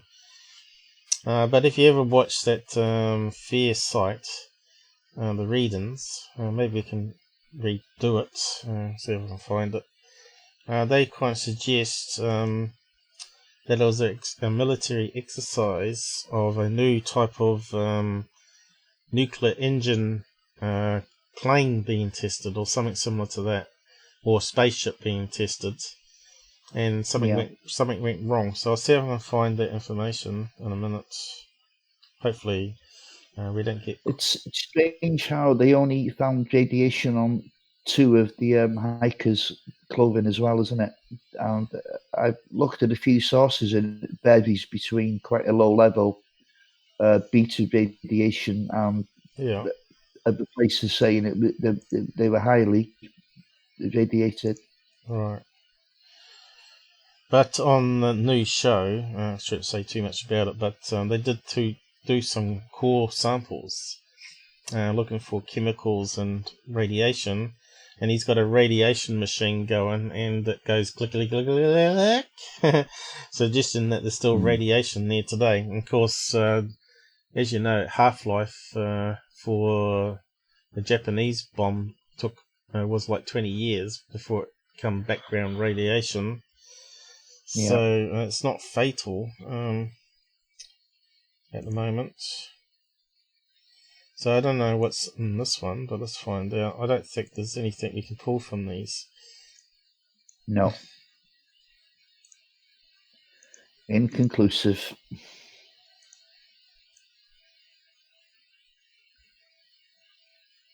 And of course, these have been enhanced and scanned in on the TV show, so these will be the best ones we can get. Yeah. Looks like a line going through there, though. Like a plane contrail there. Or a rocket contrail, even. See that there going through?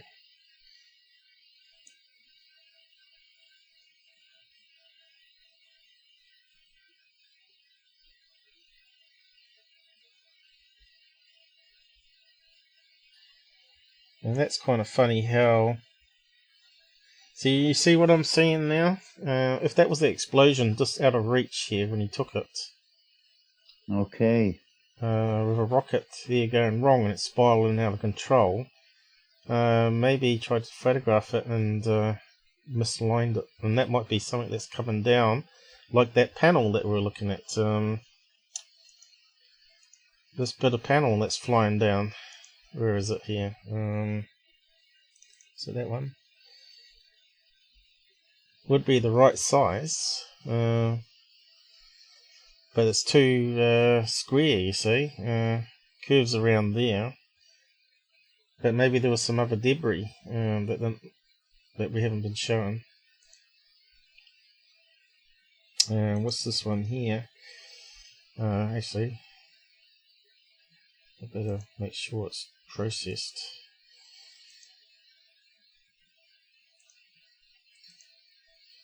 Why is it not opening up? Take that window's in the way. Oh, there we go. So yeah, from mucking around with the various filters, we can start to see various other details, which looking at it straight away is not obvious. So obviously this might be like the light has suddenly faded, right? But it does look like a fragment from an explosion. Looking at that there, and it's sort of bits and pieces falling off as it's coming down. They did find metal fragments all around the campsite, didn't they? Yeah. So we'll close that one down. Shame about the ice damage being right over these ones here, because that could have been more information there. What was the last one? This is looked like two clouds, but again, it could be more debris coming down. Yeah. Let's have a look.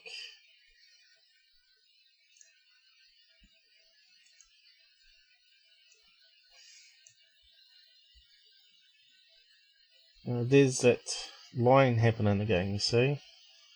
That looks like some debris coming down here as well, you see? Well, let's just reset that.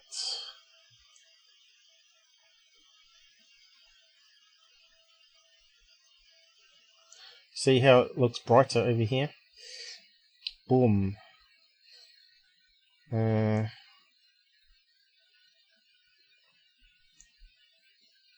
Definitely shows us more things happening there.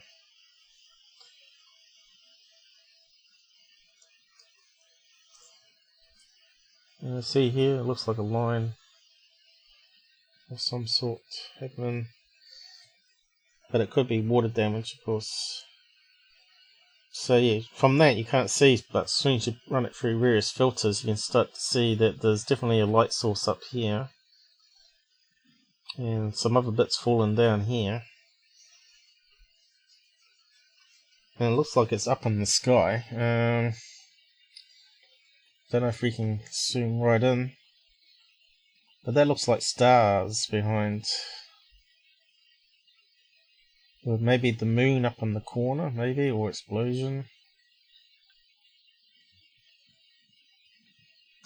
But yeah, 1959 water damaged film. It's anybody's guess. Yeah. But there is see, my feeling always was that it was some sort of military exercise of a nuclear engine being tested, just like the remote readers said, because that counts for the radiation then. But they saw it explode over them, so they leapt out the tent probably to photograph it where they were, and maybe the troops come along and put them in the tent until they knew what they're going to do with them, because they've seen a secret test being done, see? And obviously they cut the side of the tent that was facing the forest to sneak out while the guard's not looking and run down, because they took their shoes off them. Apparently the shoes were left behind. Wasn't it outside the tent or something, the shoes? I think it's on that new TV show. I think he goes over the facts, but I mean, some were barefoot, some had one shoe on, some were in their socks. It just sounded like a blind panic to get away from whatever it was. Right. Or unless they didn't tie the shoes on properly and they lost one as they were running away, you see. Possibly. You see what I mean? Found. So maybe they had a knife, but they didn't realise they had the knife, and they cut open the tent and took off without the guard noticing down towards the tree line. Because maybe they heard they were going to shoot them or something, to cover it up. Yeah. Yeah. And then then they probably got chased down to the where the forest is by the guards. Obviously, they noticed and caught up with them because they would get puffed. 2 kilometer run down the hill. They could easily. They reckon the broken ribs on the new TV show. Anyway, they reckon it was a hit by a gun butt. Like a rifle butt into the rib cage there. Okay. Yeah. Which I don't know why they just didn't shoot them though. Well, Thing obviously, that goes, obviously the guy was obviously fighting with the guard, trying to get away, right? Still, so he hit him with a rifle and probably hit him in the head. Wasn't there some head injuries? Like he'd been blown in the head to try and, that's what normally happens, isn't it? Igor Dyatlov, he had all the injuries of someone who'd been in a fist fight. Exactly. Both his hands were heavily bruised. Yeah. And of course, that new note that I pointed out here kind of suggests that the army was on the scene way before it was publicised. And maybe because of I don't know, in Russia, if they can't keep them silent, they're going to blab their mouths back to the media that they saw an experimental Russian nuclear thing go off. The Russians weren't about to keep it quiet, from the Americans and all that, right? Obviously, the spy agencies.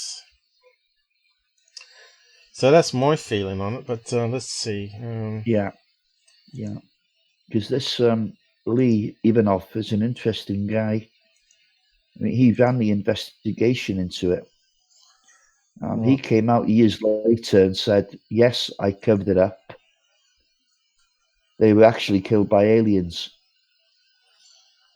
And we've been aware of them for years.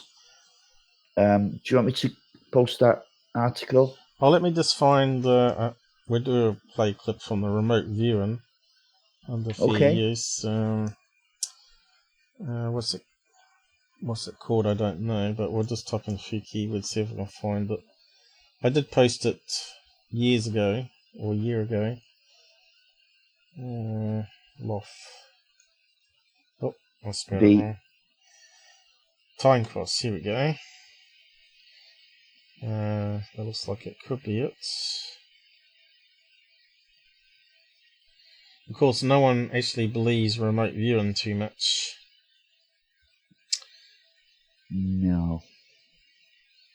Now, let's see. I want to get to the actual video.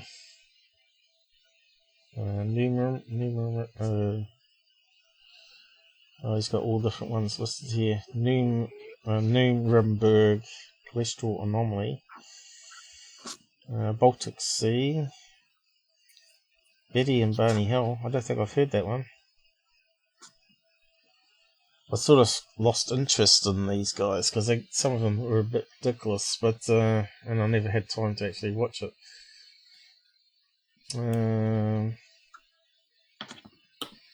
Basher, the ET. I don't know what that one is. Napoleon. Battlefield of Los Angeles. I'll post the link to it anyway down the side there. Just 1 second. If you want to go look at the remote viewing claims anyway.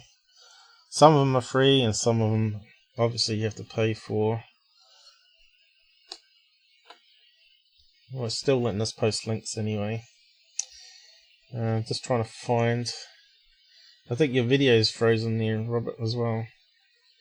Structures on the moon. Oh, there's the famous security choo-choo train. Me and John had a good laugh at that one, I think it was. The Denver airport. UFO crash in the snow, which was a bollocks again, I think. That was the one with the car containers, right? Jack the Ripper. Where's the one we want? Malaysia Airlines flight. Where was the... I didn't see the one we're after there.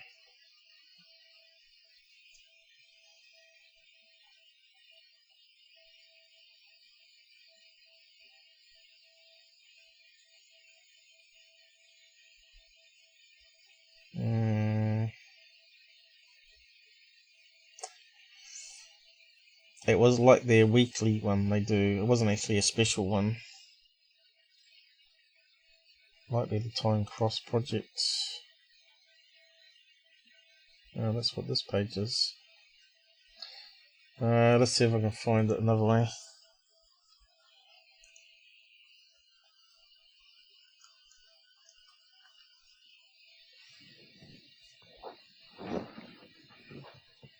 Oh, here we go.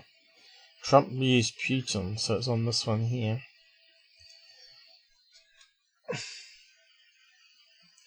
Oh.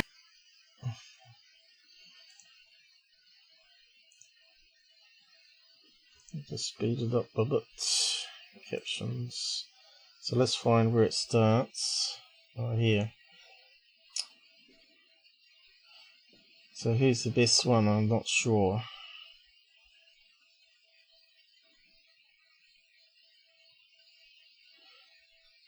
Vehicles. So I'm getting a lot of subjects. Seems to be some type of event or somewhat a lot of people are here. Subjects in uniform, subjects in work clothes and casual business attire. A lot of people are coming or entering this whole large building. I think that's Putin and Trump meeting. So it must be further up. Here we go. I think it's up here. Going into their minds, and I don't feel anything. Everything is very still. It seems like they're dead. So I'm going to go back in time to when they were active.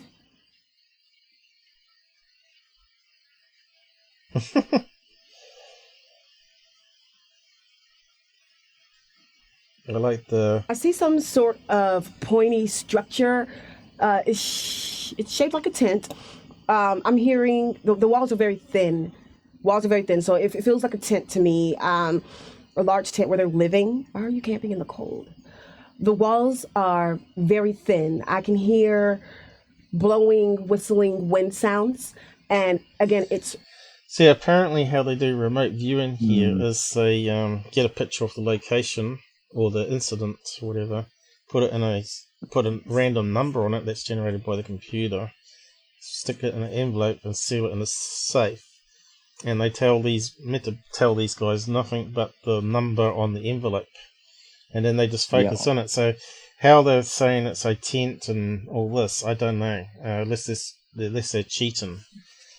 But yeah.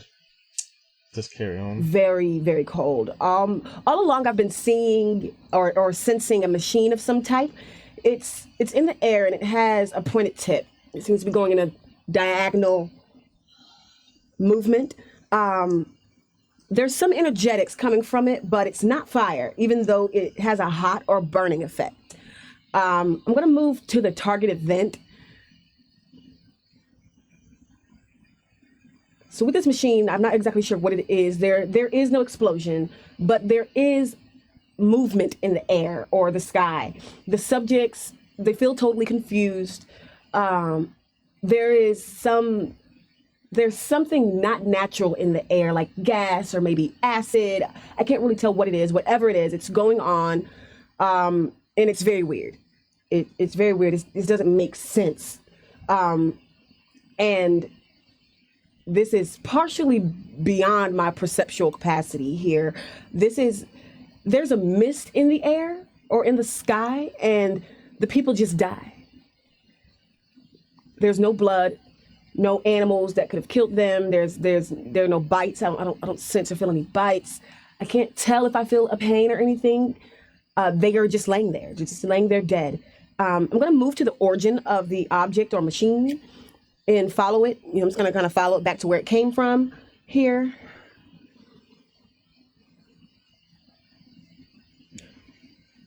There's a building or structure, very tall. It's a very large place. This feels like a military base, maybe. It feels like a project that went wrong, or a practice. So what's interesting here, she reckons it's some sort of gas, which could be what those clouds are. It could be some sort of gas that's exploded. Maybe it was like a chemical weapon that they were testing out, not a nuclear weapon. Maybe it was a nuclear-powered rocket ship that had some chemicals on it that they're going to test, and it blew up. Who knows? I don't know. I'm not convinced of these remote viewers at all. You know, it has to be proved to me. Dell, the police should use these people. Yeah, exactly, mate. Well, maybe they do. But, these guys got done over years ago, but they reckon they've improved their techniques since Art Bell days in the 90s and 80s. They keep getting better remote viewers and who have more accurate readings. I won't sort of discount it because I don't know if anyone out there's had dreams that come true. I've had them, so I reckon it's possible that you can actually pick up information from their environment somehow.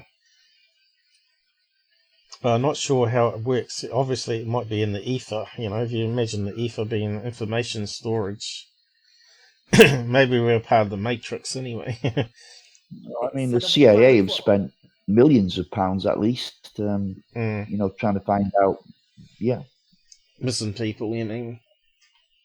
You know, Ingo Swann and people like that apparently were extremely accurate. I like to do a test with these people myself and see if they're cheating, you know. You should be able to prove. You should be able to find a police case that's been solved right and then give it to them and see how accurate they really are. That's what I'd like to do, you know, and actually have it up on YouTube. But this place doesn't have it up on YouTube, anything like that, as far as I know. But there might be something out there now. Or practice something. It wasn't. Oh, what's happened to the sound? We've been sabotaged again. See that? Actual whatever it's supposed to be going on. It feels like it was for practice.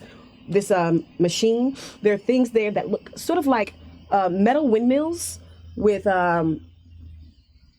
radiating spokes. If it wasn't for the trees, I'd feel like this place it has a desert-like environment feeling to me. This target gives me the feeling of a launch malfunction. It's like the machine didn't go where it was supposed to go. The whole thing feels like it's tied to the government, and maybe they didn't know that people were at that location or something, but it doesn't feel like it was meant to kill those people. Again, this is beyond my perceptual capacity. It's very odd. It's very different. It's very, very different than anything I've ever experienced in any situation or any perception. Okay, so we'll just progress on here. So this is apparently the guy that owns the channel. What's his name? Chris Brown, I think his name is. Apparently this is his son. He's I don't know if it's his biological, but maybe adopted son. But anyway, it looks like he's got him reading. So to me, that's straight away like a conflict of interest. If it's his research team and he's using his son, to me, it doesn't sort of rub well. But anyway, he gives us some more information here that from his remote viewer. So we'll just have a quick look. As a result of this explosive energy that is emanating off the backside, almost like, because there's a lot within this explosive force that's shooting a lot of energy outwards, it seems like there's also this hefty amount of jagged, man-made metallic material. So it seems like maybe half or more of this structure was blown off. So what's interesting here... That's too good. What I find it's interesting is in here the process of of being drawing, blown though, off get your hand away. Doesn't that look like the photograph? You know, the bright white oval shape. Yeah, but has he seen the photographs as well? We don't know, do we? No, we don't know. But if it's cheating, then there's no way he would have known what the photographs were. Mm-hmm. Unless he got some inkling, you know, in his brain. Oh, exactly. It's going to be the Russian past. So I remember seeing some photographs. So I'll just make up a story. object sort of sits here. Looking further. So they put music when another element of the target has this heavily clothed subject being affected by this blast. Within here, it seems like there's these corridors, chambers, almost like this structure was a large vehicle, or it has these tight chambers inside of it, though. It's like some parts, yes, they have different types of materials, like lighter, fluffy materials. Here seems like just looks like a corridor-ish type of area, like a hallway, mini hallway. This subject, with full headgear, it seems like the material is really coarse and rough, is being flung this direction away from this explosive blast. Looking further through time now. So they're saying some people driving it obviously got killed. A little unsure. It seems like there's this structure or a small set of structural looking things and an object or another structure that is moving in this direction, or some sort of man-made thing that moves from here over here. This is looking 24 hours into the past now. Seems relatively dark. It's nighttime. Everything seems like it's in nighttime.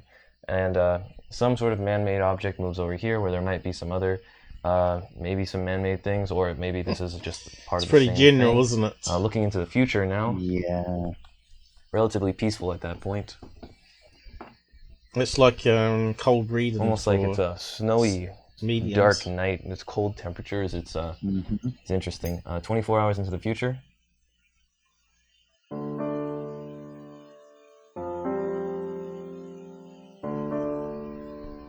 All right, so looking here at T1, it seems like there's just an object. It needs a bigger whiteboard, I reckon. It looks kind of stupid, little tiny. Structure, man-made sort of structural objects, and it seems like something shoots at it, and it seems like there's some sort of movement involved. Maybe it's just these pieces just sort of flying out, or it seems like something's coming in over here, and then this fire sort of shoots out there, and it blazes up for a while. And this is how we're going a little bit. This is a little bit before T2. This is a little bit during, a little bit after T2, and the fire just seems to be blazing out of control. T3, it seems like it's just a smoldering wreckage of man-made material. So that seems like that's what is occurring in target 19632037. So he didn't add much to it, really. So we got another piece. This one's probably more interesting. Small. She's drawing the mountains below, very below down ground. And I'm also getting subjects here. Yep, 2 under a tree, 2 further over, 3 over. So I have a mountainous environment. It's very cold, a lot of snow and ice, trees here. It's very windy, and there's also subjects here, and it seems to be in the very far and mountainous place. A lot of mountains, a lot of snow. Doesn't seem near a city, very distant, and so here I will be focused more on the subjects here, and let's go into the subjects. She's drawing a tent there too. See that? Yeah. Oh yeah. And what's this guy coming up? Now focusing on the target subjects. Looks Russian. There seems to be like a group of subjects, mostly men. Heavy clothing, like it's very cold here, so they're wearing a lot of comfortable clothing for the environment since it's very, very cold. Their clothes are heavy. They have headwear on, neckwear, whole body is fully is covered. The subject skin complexion pale, whitish, like red undertones. They have dark hair, dark black hair, and a few have like a sandy brown hair. And there seems to be somewhat travelers. They don't seem quite dangerous, and they actually are speechless and doesn't speak English. They speak another language. Yeah, they speak a different language, and they seems pretty harmless. They seem pretty different people. Doesn't seem very vicious or anything. They're just travelers. People are just traveling the world or quite this whole mountainous area. and this feels like a group. I'll say not too many, but a good group to go on adventures with. Now let's look around, because it seems to be a feel of fear. I'm feeling fear around this area, approaching this area where they have their whole man-made built environment. Seems to be man-made, seems to be hands-made, like hand-man-made, as in like it's not brick-made or wood. It seems to be fabric or some type of cloth material. They made this sort of hideout or tent. So let's look around and find that fear in these subjects in this area.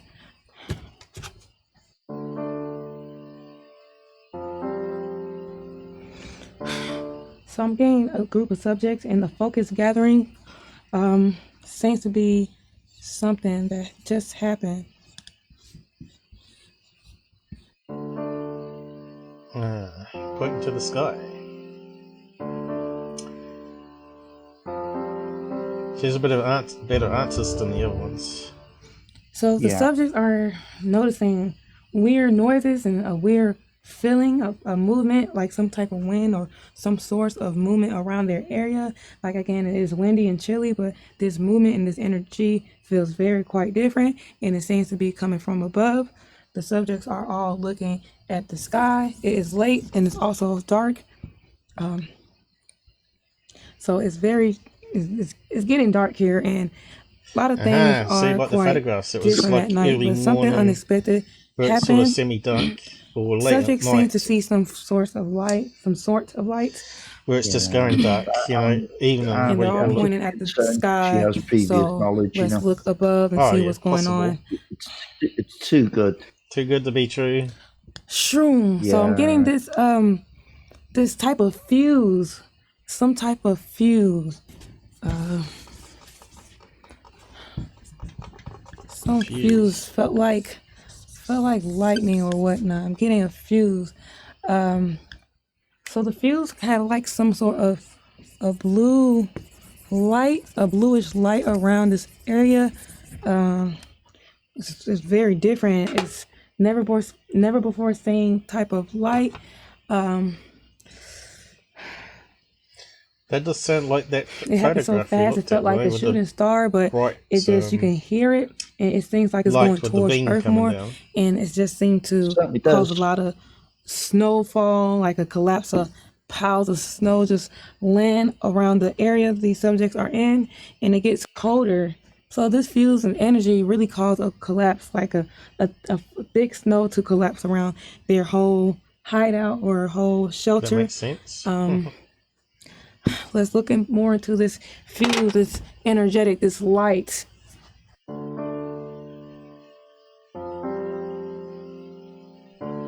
So now, as I go in more focus on the subjects and also the energy that came from above, it appears to be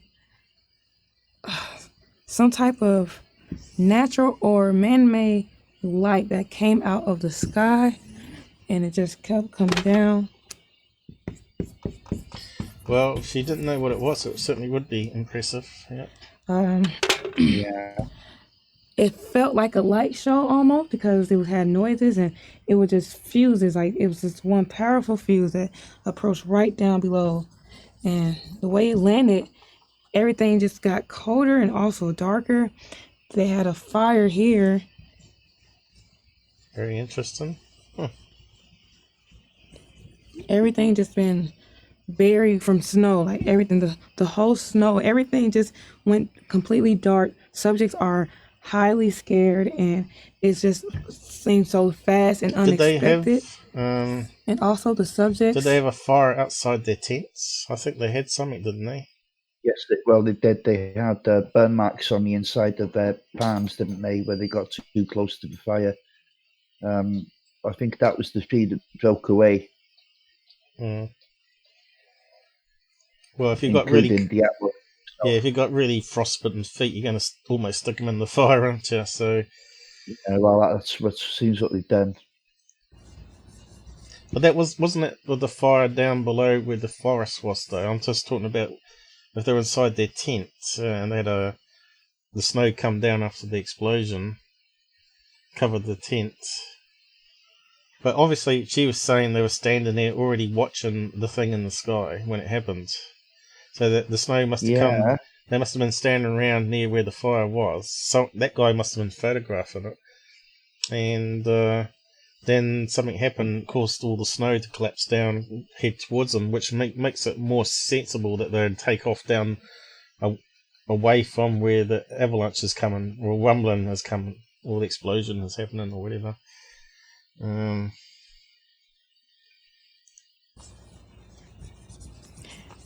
They're kind of in mode to attack. They're in attacker mode. They feel like it's a threat. They don't understand what caused this to happen or where did it come from. So right now their fear is at a high level.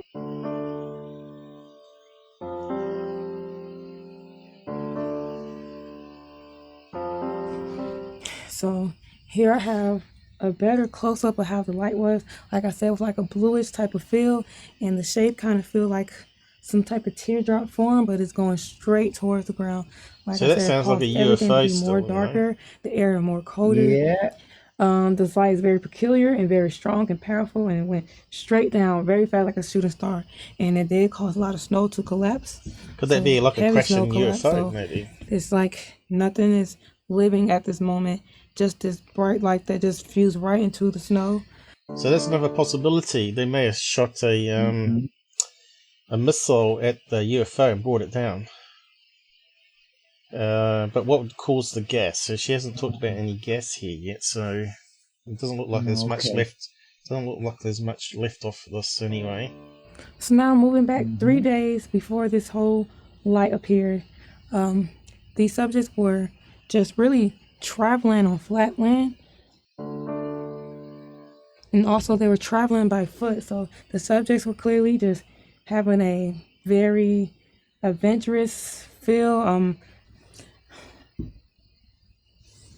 Then 3 days later, from the situation of the suspicious light that came from above, the subjects doesn't seem to be alive from that whole drop of light.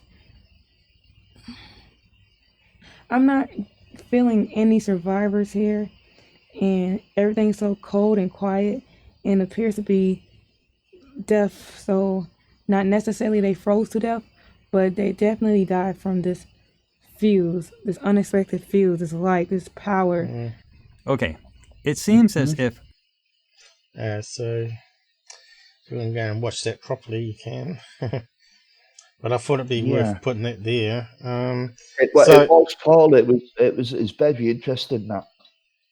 Yeah. It wasn't an avenue that I actually thought of looking at. Yeah, if that's a really cold reading and that's what they're picking up, that's really impressive. Like Dell, or whoever it was down the side, was saying. You still with us? Haven't bored you yet. But how would they have got broken bones? Well, obviously, if there was an explosion and ice was coming down and they got...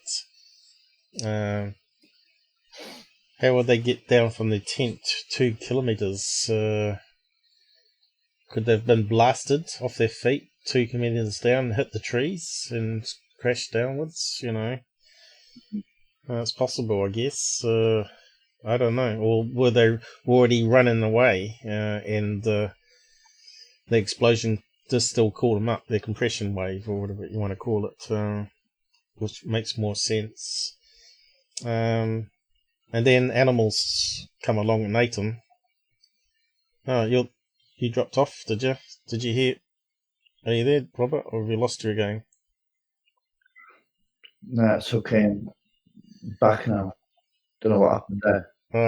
What part did you miss me talking about? So I was saying, if there was a lucky explosion and they started running towards the forest, you know, would the explosion lift them off their feet, made them hit against trees as well as compression wave? 2 kilometers is a fair distance, you know. I don't know. There's something else must have happened. I don't know if they were killed instantly, but according to these 3 readers, they were, which is kind of interesting. So we're still having, obviously, guessing. We still need more information, don't we? But yeah, like the animals would have fed off the soft flesh. You know, there would have been animals that may have eaten out the tongue. And did they have like wild dogs over there? They would have done, wouldn't they? Yeah, they brought dogs in with a helicopter, but the dogs refused to get out. They had to be dragged out. Right. I thought I could hear me talking in the background there for a minute. But yeah, I know. Are you on? Wrong. Yeah, something is definitely wrong. Are you on the mic or are you on the on the laptop? Is that any better? Yeah, I think that's on the headset now. Okay. No, you're dropping out again. What's going on? Are you still there? Yeah, I'm still here. Oh, that sounds better. I think maybe you're too loud. When it goes loud, I know you've dropped to the laptop mic. Okay. So we got any more of this one? We've done 2 hours 15. Yeah, we've got more. We've got to explore the bad alien side of things. Right. So you've got a link or whatever? Yeah, I'll find it for you now, Paul. Right, here we go. So, an incident was published by Anna Metal, I don't know how you say that, novel The Mystery of Dyatlov Pass Incident 2000. Yeah, I've lost the screen, but never mind. Okay, I'll just... I don't know why... They've obviously done something to the thing, haven't they? Since we've last used it. We can't say we want to go back to the old version. I'll just reset it.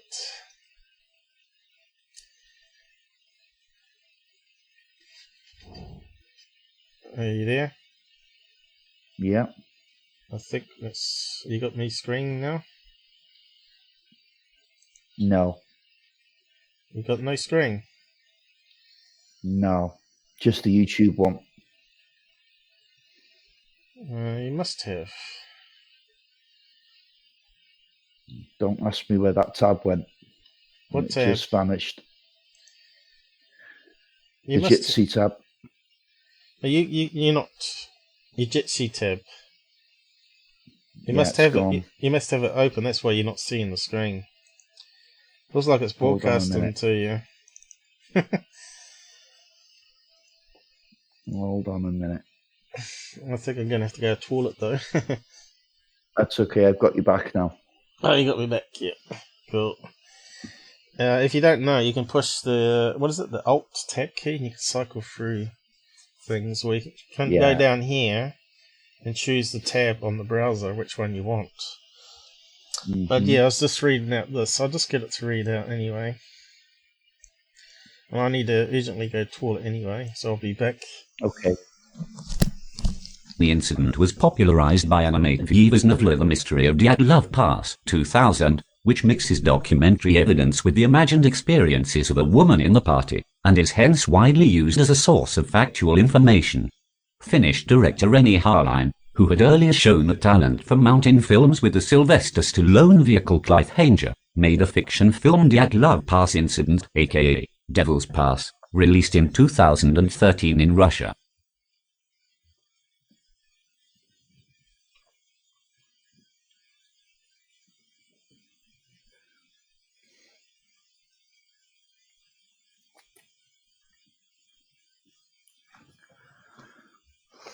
Okay, next we look at Lee Ivanov, who led the investigation into this incident.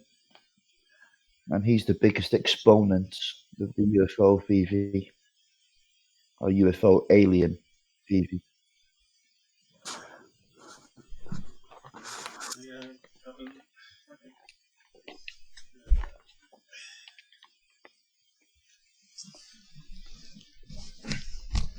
I'm back.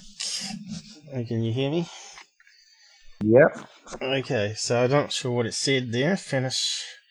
But you got a link for us? Yeah. Yeah, it's just the same with my bladder when I go to the pictures, so we've lost Rob again. He's gone.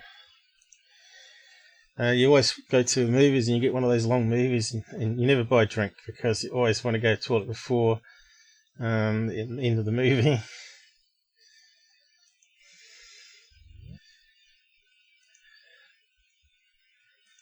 Is Robert back with us yet? Yeah. Oh, hell's letting loose here. I don't know what's going on. I still think you might need to get yourself a cable to the router. It must be because it's running off your laptop, right? Yeah. And if you got any interference on your Wi-Fi, it will simply keep dropping off. Okay. Doesn't really give us any high-res photographs. Hold on. Yeah, what are you doing there now? I was just zooming in where the campsite was. You can see it wasn't very high-res, which is quite interesting. There's no modern-day updates. Okay. I'd be interested to plug that into Google Earth and do a time thing on it. So I might just do that in a minute. Excuse me, I'm just getting over that lung flu still. Okay, murder mystery, he reckons. Mass murder. Yeah. So let's try Google Earth. Yeah, I was just saying this is about Lee Ivanov, who led the investigation, KGB investigation into this incident, and he's the biggest exponent of the UFO alien BV. All right. And if anyone should know, it's him, unless he lost the plot or something. Yeah. Let me just see if we can get some time stamp on those overhead. I'll probably need to copy the location, probably. I wonder if it'll work with that. Seems to be doing something. Russia, here we go. Mm-hmm. That looks like better quality than what we had on Google Map.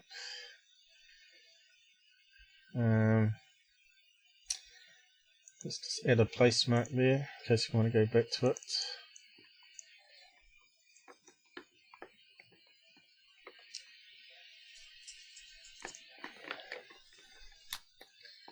Yeah, let's see what details we've now got.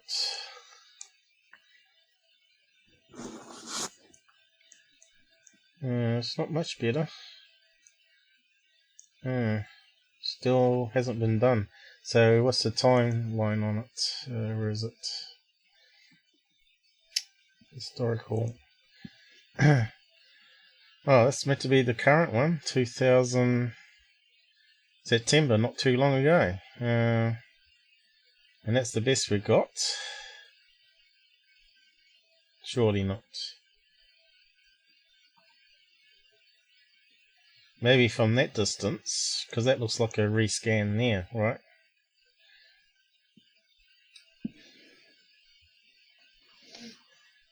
So let's go back to the very first one. There's the black and white pictures that we've seen before. Oh, there you go. You can see the individual trees back then, and the shadows, and the shadows on them.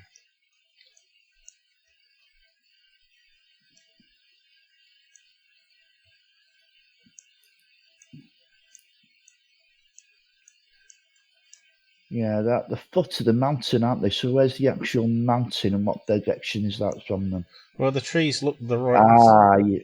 Yeah, if they come down this way, that looks like the tree line here. So it does sort of match up. So let's go along. Go along one. Oh, don't want to go there. How can we go along? 2004, it's not letting us. 2003 doesn't look like anything's happened. Looks the same to me.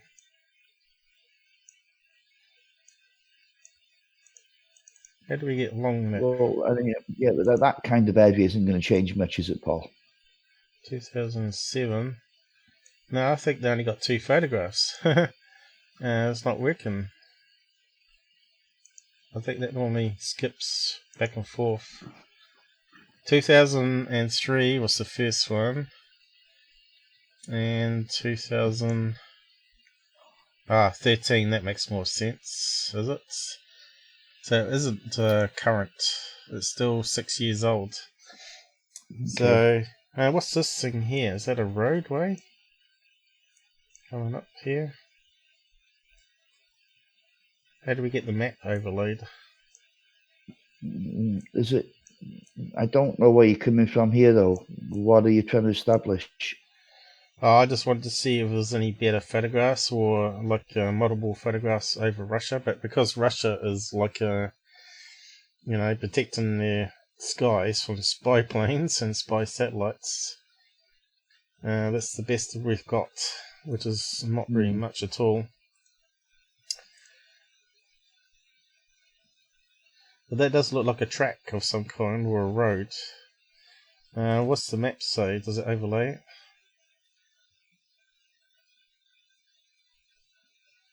Yeah, what's it doing? Looks like that's screwed up again.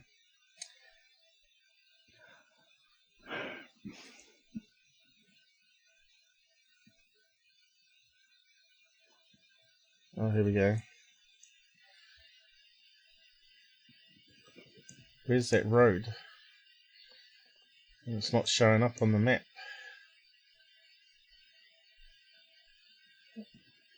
Is that the road or a river there? A border, isn't it? So yeah, I don't know. Kind of strange. Anyway, carry on. You want us to go over this guy here? Yeah. Read it out. You could go down a bit, please.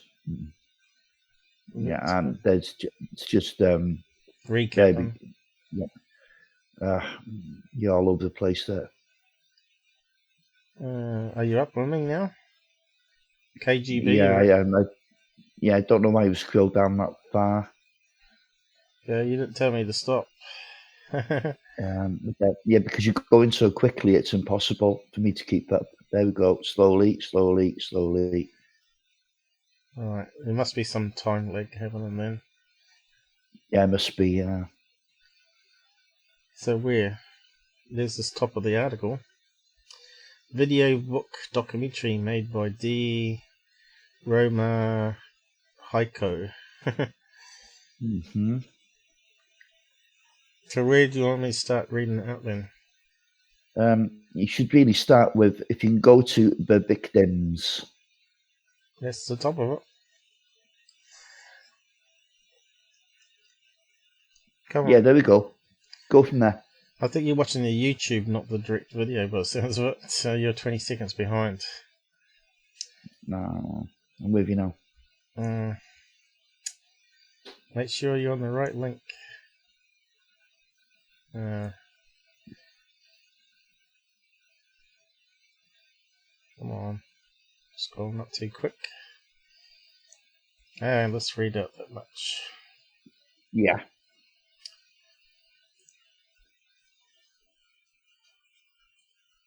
Dyatlov Ural Mountain Expedition February 2nd, 1959. This article presents the initial story of the Dyatlov Ural Mountain Expedition of 1959, during which all 9 members of the expedition died under the most mysterious of circumstances, with of the 9 victims suffering harrowing injuries that could not be explained satisfactorily or attributable to natural causes. Based on the video link below, the Dyatlov Incident - Mountain of the Dead. Compiled by D. Mocko. This article will detail the very compelling story of the tragic loss of the Dyatlov expedition to Khalatsiaskil, a region called the Mountain of the Dead. 9 adult hikers were lost and all later found dead under extremely mysterious circumstances, including independent UFO eyewitnesses who saw lights maneuvering in the area around the time the hikers were lost. This documentary is very unusual, being a tribute to the memory of the Dyatlov Ural Mountain expedition and, most importantly, based on official government documents, investigation findings, notes and photos from Yuri Gagarin's UFO files and his collection of photos, investigative reports, with diary notes and the last picture taken by a member of the party, along with information from the KGB's Alien Races book. Editor's note: the Alien Races book was one of 2 briefing books alluded to several years ago by then-President Dmitry Medvedev in an off-the-cuff remark to a post-press conference question from a reporter that was caught on camera. Yeah, that's interesting, isn't it? Yeah, this guy that we cocked up, basically, he thought he was off air, but the camera was still running. Yeah. And they caught him saying all this stuff, you see. Mm. About the alien races, yeah. I can't remember that. Yeah. A couple of years ago, was it? So, it was more than that. I think I remember seeing it going around the UFO channels a couple of years ago. Yeah, it would have done. Yeah, it would have done.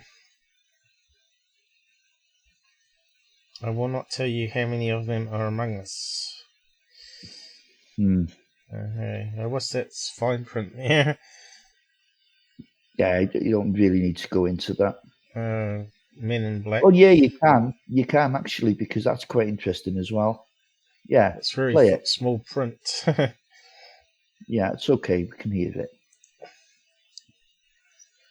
When one journalist asked whether Putin was given secret files about aliens along with the codes needed to activate Russia's nuclear arsenal, Medvedev replied, along with the briefcase with nuclear codes, the president of the country is given a special top-secret folder. This folder in its entirety contains information about aliens who visited our planet. Along with this, you are given a report of the absolutely secret special service that exercises control over aliens on the territory of our country. More detailed information on this topic you can get from a well-known movie called Men in Black. I will not tell you how many of them are among us because it may cause panic. So what do you make of that then? I don't know. It's still a story, isn't it? Like maybe. Yeah.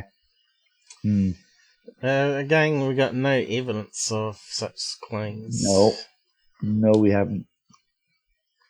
And then we got those hoaxers that really put the foot in, the autopsy alien stuff, which stuffed up the UFO field. Really, that guy thinks he's like a big cheese now. He's going on all these channels being interviewed, how he hoaxed it and all that sort of stuff. But he actually caused a lot of damage doing that. No, you're getting mixed up there.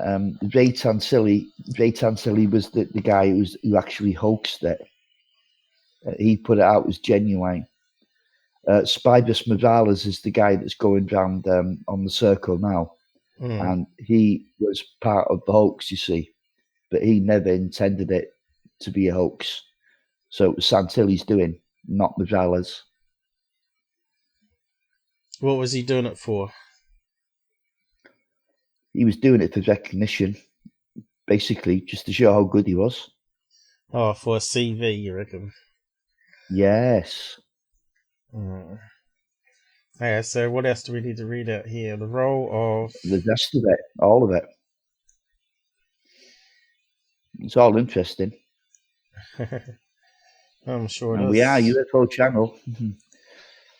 We don't want to bore people. The role of Yuri Gagarin in the KGB investigation of the Dyatlov UFO incident. Colonel Yuri Gagarin, born in Smolensk, was the first human in space. Smolensk is a northwestern Russian city, which lies not far from the Kalatsyokil region where the Dyatlov party was lost. While all of Russia was stunned by the case of the missing hikers, Gagarin took a special interest in the events surrounding the mysterious and gruesome deaths of the 9 hikers near Kalatsyokil and Mount Roten, deep in the Ural Mountain. Gagarin's interest in the mystery of the Dyatlov expedition was so great that apparently a certain high priority was assigned, either officially or personally, for Gagarin actually took photographs of the Kalatsyokil region as he overflew it in orbiting the Earth. The documents and photos revealed in Romelko's video book were released to the investigator/producer Romashko by the family of Yuri Gagarin and by the official KGB criminal prosecutor Lev Ivanov in 1991. Got down to there. Yeah.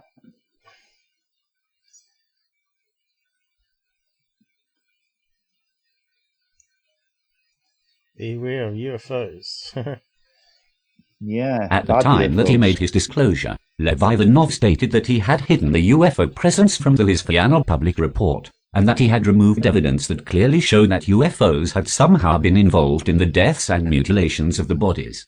Ivanov admits that the word came down from the highest levels of government. The photo of Mount Totem taken by Yuri Gagarin from orbit is contained in this documentary, which is actually a video book, entitled The Dyatlov Incident, The Mountain of Death, and is meant to be read on screen. I found the story of Igor Dyatlov intriguing, and the text, derived from the unclassified KGB report, will leave no doubt as to the extraterrestrial cause of these UFO murders. As Robbie the Robot used to say, danger. Will Robinson. Danger. So that's interesting, because he's saying it's like cattle mutilations now, which is like the tongue.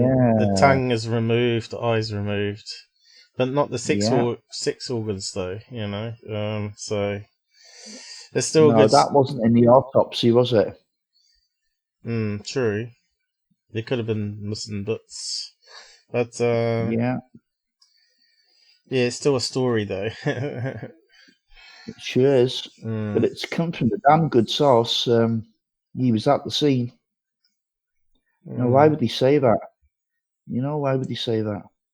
Yeah. Was that the one on that Destination Unknown? Was that the guy? I can't remember. Ooh, don't know. Is that his name there? Dated? What's that name there? Can you read his signature at all? It's Squiggles. No, I can't read that. It's squiggle. Yeah. I'd have to listen to the Destination Unknown again. Definitely go and check out that 2-hour special anyway. These are some of the images from it. What's it called again? Oh, wow. Destiny Unknown. Yeah, not Destination Unknown. It's been rebadged as Expedition Unknown, isn't it? It used to be called Destination Truth, and then some other company bought out the rights for it and changed it into Expedition Unknown, where they include other things other than UFOs and ghosts. I kind of like the old show format better myself, because they would go investigating with the highest technology tech they had, and they caught some interesting, crazy stuff, especially underwater. Remember the one where they went diving and they could hear a sunken ship, like it had motors running on it still, like diesel motors running in the water, and then it simply stopped. And it's kind of weird, like the ghost ship. Good series if you've never seen it. Destination Truth. Go and dig it up and go and have a watch of all of them. I like the series. It was quite amusing. I like it better than the current format. But Joss likes it because he gets to do more things now rather than just ghost hunting and UFO hunting. But I always thought that, what's his name? Bill, that he did UFO Hunters. Burns. Bill Burns. Yeah. Why didn't he just create his show on YouTube, with Patreon and stuff, and people had to pay $5 a month to watch it online? These people think it has to go on TV. That's where the biggest audience is, and that's where they're going to get lots of money. But if they're really interested in the UFO topic, why not just put it out on YouTube? And it will grow big from that point onwards anyway, wouldn't it? So, and I think you'd have more respect as well. Definitely. Especially if you made it so patrons could watch it first of all for a week or whatever, and then open it up free for everybody to watch. And then you could ask people to buy merch and DVDs of the series, which they probably would do, if they're really fans of it. So we got some new people joining us tonight that we haven't seen before, have we? I can't remember seeing this one. Milt Nation. Keep on going. Who else we got with us at the moment? Dell. I think John's gone, has he? Did he say goodbye? I'm not too sure who's out there with us anymore. So where did we get to down to here? Since the first publication? Yeah, I think we're pretty much done on that, aren't we? I'm not too sure. I am Eagle. Sort of really bad format on this though, isn't it? Sort of crazy. Yeah. Since we first published this article on March 17, 2014, thousands of people have viewed the video linked above. We find it very curious that the video upon which this article is and subsequent chapters are to be based has been removed completely from YouTube. However, all the pertinent documents contained therein have been preserved for publication in UFO Digest in coming weeks. The article given below is the official Soviet medical-psychological profile of Soviet Colonel Yuri Gagarin- the first human in outer space Wikibio. http://n.wikipedi.org/wiki/yuri_Gagarin-career_the_Soviet_air_force in August 1960. When Gagarin was one of 20 possible candidates. An Air Force doctor evaluated his personality as follows. 11. Modest. Embarrasses when his humor gets a little too racy. High degree of intellectual development Everton Yuri. Fantastic memory. Distinguishes himself from his colleagues by his sharp and far-ranging sense of attention to his surroundings. A well-developed imagination. Quick reactions. Persevering. Prepares himself painstakingly for his activities and training exercises. Handles celestial mechanics and mathematical formulae with ease as well as excels in higher mathematics, does not feel constrained when he has to defend his point of view if he considers himself right, appears that he understands life better than a lot of his friends. Soviet Air Force doctor, when Yuri Gagarin reached Earth orbit, he shouted out in elation. Okay, Eagle. Yeah. So you're saying this guy was one of how many people that went onto the search site? The camp location? Well, Yuri Gagarin was the first man in space, wasn't he? But what? And he took an interest in the UFO side of this incident. Did he actually go to where the campsite was, though? I really don't know. Right. I thought he may have been with the team that went to investigate, maybe.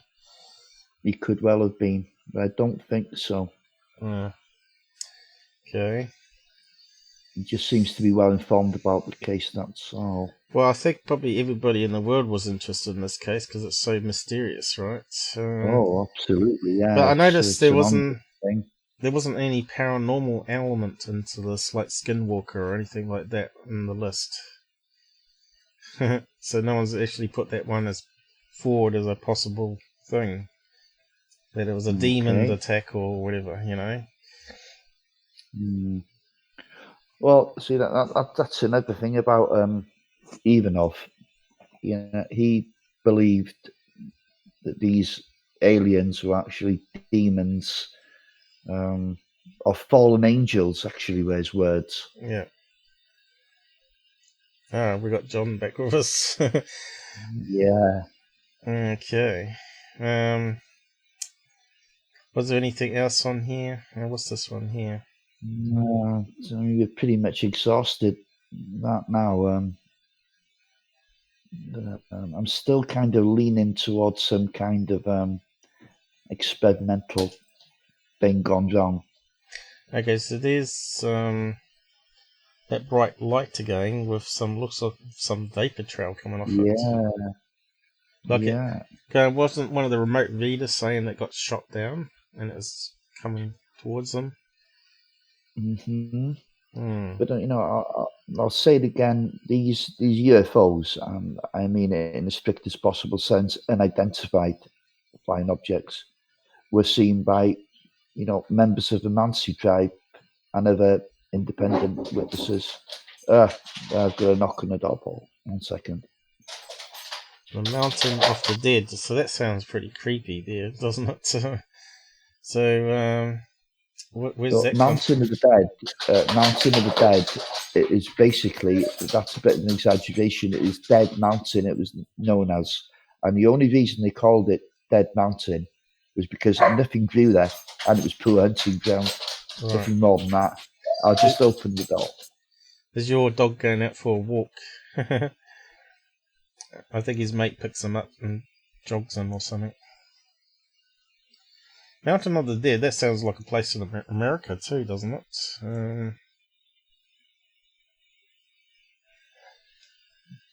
What's that say here? Oh, 2016. A man's body has been found at the notorious pass in Russia. So what's that one there? Mirror. A couple of years ago. Mountain of the Dead. Okay, that's movie. So what's this link up here? Let's have a quick look at that one. Looks like his video's locked up again. I really wish you'd get a cable just so we can rule it out as being a Wi-Fi problem. The audio's good though, from what I can hear. Why is that taking forever to come down? Alright, it's got some sort of ad banner here. Body found where 9 hikers died. Guess what? My mouse battery has died. Oh dear. Hang on, I'll just change the battery. I was going to scroll down. An unidentified corpse was discovered by hikers in the treacherous region of the Ural Mountains, but weather conditions have not allowed police emergency service to ascertain the cause of death. Hang on, I've just got to reach over for a battery. Oh God, it's a Daily Mirror. Oh. Yeah, but look, sounds like they found another body there a couple of years ago, or 3 years ago. I think you're always going to find bodies in places like that, aren't you? Inhospitable conditions, people are going to die. Yeah, true. Or sightseers, you know. And there's a problem with Mount Everest at the moment, isn't there? With people getting killed up there.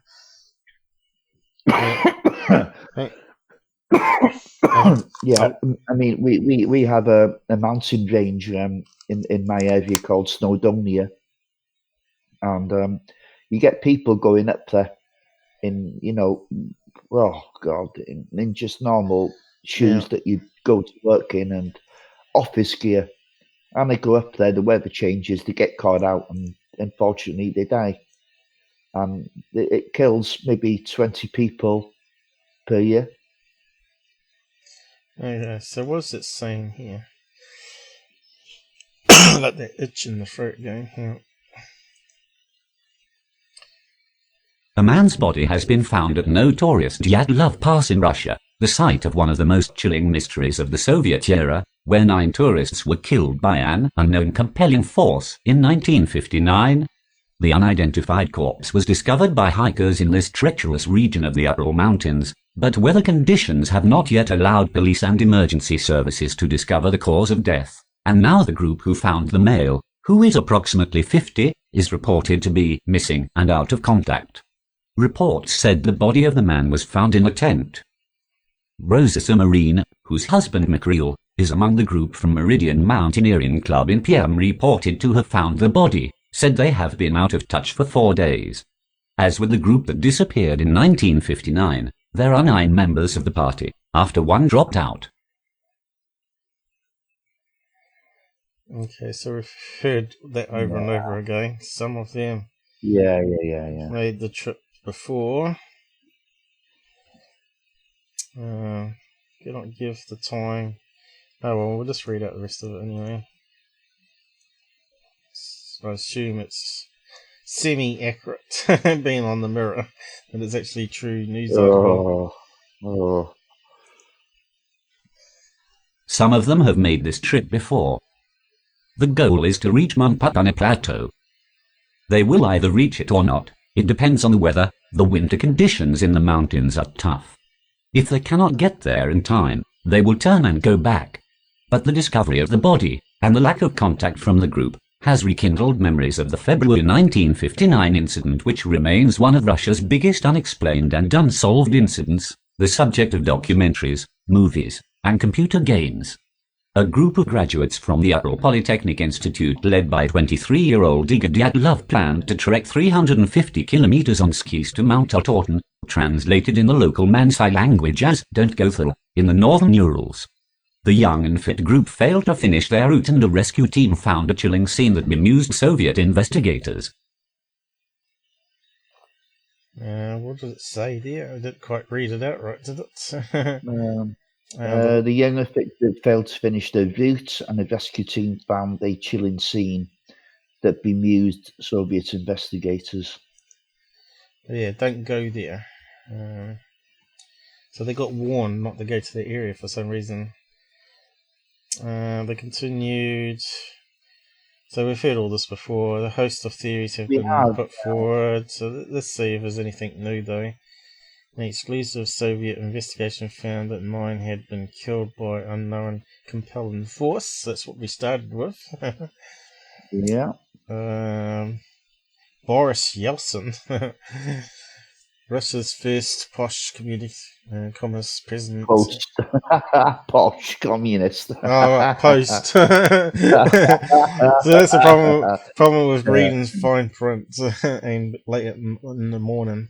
Former student at the institute was one that believed the elaborate cover-up. Yeah, it's definitely a cover-up going on there. Definitely. Yeah. But what are they covering up? Is it bad aliens, or was it some secret experiment that went horribly wrong? I reckon it's one or the other, actually. Yeah. Or a bit of both. It may be about the Yeti. Yeah, it might be that they tried to shoot down the UFO, and the UFO attacked back, blow up the plane, or blew up the rocket.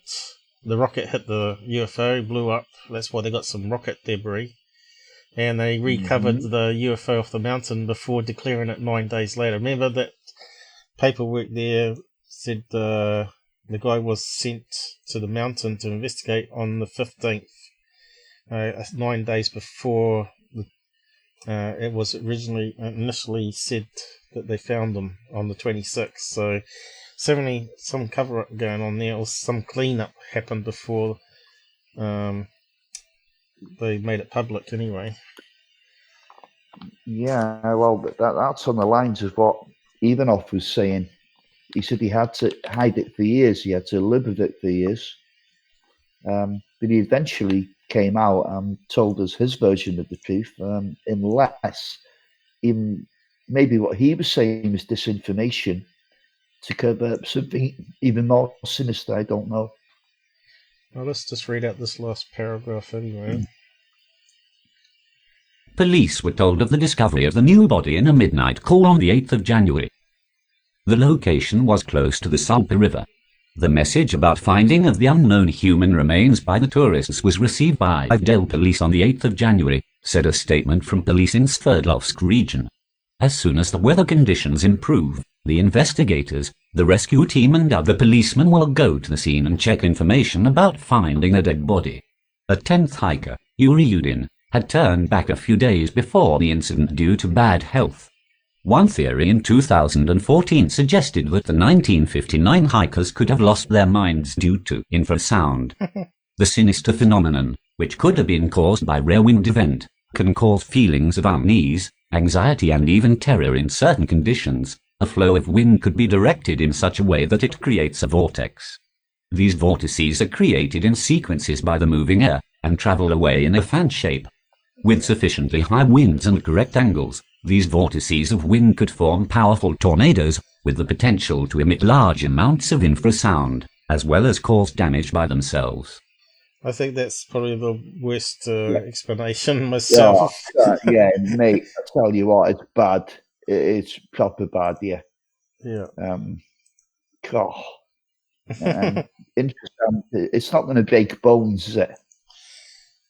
A tornado would, though. If it created a tornado. Well, if it's a tornado that created the sound. So if they're running away from a tornado that's coming down the mountainside, I don't know, it's all a bit far-fetched. If they said it was in Texas or somewhere like that, then maybe. So what we got down here, I think that at the night. So let's see what other people think here. Possibly new items around the camp. So let's just read out what this guy's trying to say.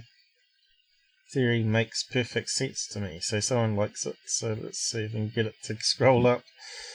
Come on. Come on, you stupid webpage. Here we go. I think I might have it. Here we go. Yeah. I think that at night the wind really picked up, and possibly threw items around the camp at high speed, dripping through the tent. Even without loose items, it's possible for high-speed winds to tear tents, particularly ones made in the 50s. I believe that as this happened, a nearby avalanche began. The person in the tent with the rip ran, fearing for his immediate safety, probably nearly naked, ran from his tent in a state of shock. The others, hearing the commotion, awoke to see their companion running in fear. They ran about 300 yards and made a small campfire in the snow cave. By this time they would have pneumonia, and some would have the first stages of frostbite. One of the members quickly died from hypothermic shock. This is when the frozen blood in frostbitten limb moves to the heart, causing heart failure. The eyes and tongue are the most readily available food sources on a human. They were probably eaten by an Arctic fox. They tried to go back up to the tents and died on the accident. Strong winds can blow people several meters into the air, and compact snow can fracture skulls and damage organs. So that's what he said. I don't know what you think on that one. I reckon there's some truth maybe in that. I'll hold back on what I think of that one. Well, the tongue and Arctic fox could be a possibility on that part. Strong winds, well, it's possible. If there's definitely some sort of explosion in mid-air, it would bring down onto the snow and tent. Apart from you have to ask, whatever campers, outdoor people have been killed by anything similar. If that was a natural event, then it would have repeated itself by now. Is it possible that the explosion should have lifted up the tent and blown it off as well? Maybe not, because if the pressure wave's coming down, it's going to press on the tent and keep it into the snow, right? And if it's definitely it's got snow on top of it, weighing it down even more. I don't know. The tent was still standing when the investigators got there. It was still pinned down. Well, that's that. I think we've sort of covered it. Yeah. Time to wrap up again, I think. We haven't had too many people like the episode that have been dropping by. We've had, apparently, on the side thing here, reckons 27 people dropped by and didn't want to stay and listen. But it is a weekend, and it's early morning for USA at the moment. So what is USA at the moment? California time. Must be getting on. 10 o'clock in the morning. And New York. That's Cali, Columbia, Paul. Okay. You are true. You think that we taken up as California?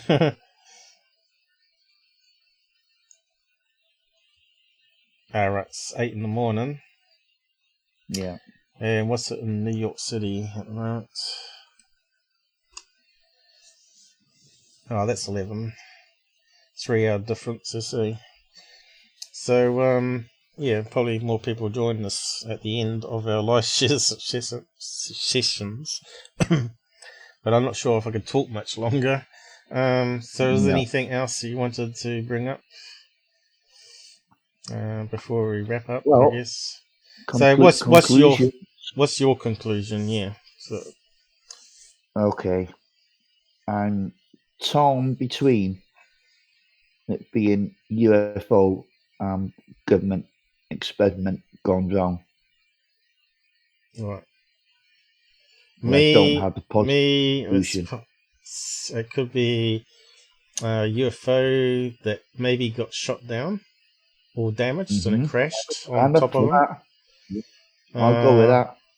It may have been a secret black ops experiment with a nuclear engine because there was radiation. So, of course, UFOs are meant to be using so-called element 115, but they probably do have some sort of nuclear energy or fusion energy, right? Which, if it crashed, would it sort of caused some sort of minor background radiation leak, which is possible. Or I think that's pretty much it, really. Either UFO come down and mutilated them and then took off again. It was shot down and then covered up, or it was some sort of rocket test gone wrong, which I don't think so. I think it was some sort of maybe experimental aircraft, or even maybe a air to spacecraft with the nuclear propulsion that they were testing that went wrong, overheated or something. Apart from that, I don't think it's Yeti. I don't think it's paranormal. What was the other ones we had? Infrasound, definitely not. Tribes people killing them? I don't think so. Escaped prisoner? I think that was debunked on the recent show that I'm talking about. That they were too far away or wasn't escaped at the time, or something like that. I can't remember exactly now. What was the other ones that they put up? I can't remember now. In that list, I closed it down. But yeah, pretty scary stuff. How they were found. Let's see. Bodies. Yeah, here we go.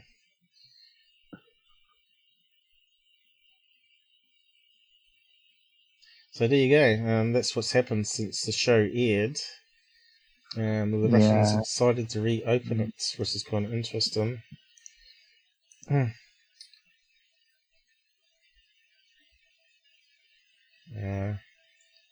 come it didn't open up? So ATI, not sure what paper that is. Saw mystery deaths, blah blah blah. There's the tent. See, you can see if it had all that snow on top, those tents are not going to go anywhere in a big gusty explosion. Exactly. Let's see. Only photographs of their final days. Found and seeing which was damaged, of course. We went over those earlier. Yeah, what's it saying here? CNN. Can we trust CNN? Now, Russian officials have reopened the bizarre case as relatives, the media and the public still ask prosecutors to determine the truth and don't hide their suspicions that something was hidden from them, reported Alexander Karinoy, the official representative of Russia's prosecutor general to CNN. That's because they found those documents with those dates saying that he was sent a good week before it was actually officially announced. So obviously some cover-up was happening. Yeah. So they wouldn't just open it up from pressure from the relatives. I don't think that. Obviously they said, well, here's evidence. We want to know if this is true or not. This is 1959 communist Russia. No, they wouldn't give in to that. Of course, there hasn't happened in Search Party February 20th. So let's just read out that bit anyway. I was actually going to look at some of the pictures. Of course, that never happened, and a search party for the missing group embarked on February the 20th. What the party found 6 days later baffled them: a sliced open tent and the nearly completely naked bodies of Yuri Doroshenko and Yuri Krivonischenko over a mile away. 3 more skiers were found a few days later, including Dyatlov, The other 4 were discovered 2 months later when the snow had melted. Some of the hikers had suffered chest fractures so immense that only a car crash could compare to the force of the injury. One of the women was missing her tongue, eyes, part of her lips, and facial tissue. There was also a fragment of her skull missing. 75 theories, I reckon, here. Well, we didn't find 75 theories. No, some of them are absolutely nuts. Okay, let's just read out that bit too. Makes the UFO... According to the prosecutor's office, over 75 theories have been put forward. These range from alien abduction to murder by members of the Mansak people, a tribe for whom the mountains are spiritual and must be protected. Others suggest the event was a hoax, staged entirely in order to detract from a supposed covert weapons testing program. The new investigation, however, will only take 3 theories into account that are exclusively limited to weather-related occurrences. All of them are somehow connected with natural phenomena, said Karanoi. Crime is out of the question. There is not a single proof, even an indirect one, to favor this version. It was either an avalanche, a snow slab or a hurricane. A spokesman for the prosecutor's office for Russia's Sverdlovsk region presented a 400-page file of original case documents and materials at a press conference this week. Next month, prosecutors are scheduled to visit the Dyatlov site itself with a crew of rescue workers and experts, including forensic professionals. You got to have the professionals. My friend. Okay, let's keep on reading that bit anyway. It's not much more of it. 30 page something. What's that say? Stop doing that super screw soon. After reading the Russian official reopening, read about cannibal couple accused of eating up to 30 people. Okay, that's another thing. Last bit to read out here. Pit Bartholomew, a friend of Dyatlov's who attended the press conference, reported that the young man was a wonderfully knowledgeable person, an athlete, always well prepared. One could always rely on him. I can say the same for the rest of the guys, although we did not go on as many expeditions as with Igor, he said. I am glad that, years after, the high-level investigation is resumed to understand what exactly happened. Whether the renewed probe by Russian officials into the mysterious series of events in 1959 will bring us closer to the truth is yet unclear. There is no doubt, however, that anything resembling clear-cut answers to the strange occurrences have yet been put forward. Yes, so that's it. Yeah. I posted the link down the side here, so let's have a look at some of the gory images. Yeah. Well, people who were at the scene in the investigation said they looked horrified. That something very unpleasant was happening at the time of the death. I think that's because the skin dries out, but like dry freezing, right? Yeah, sure. That, but of course these people used to seeing dead bodies, and they came to that conclusion.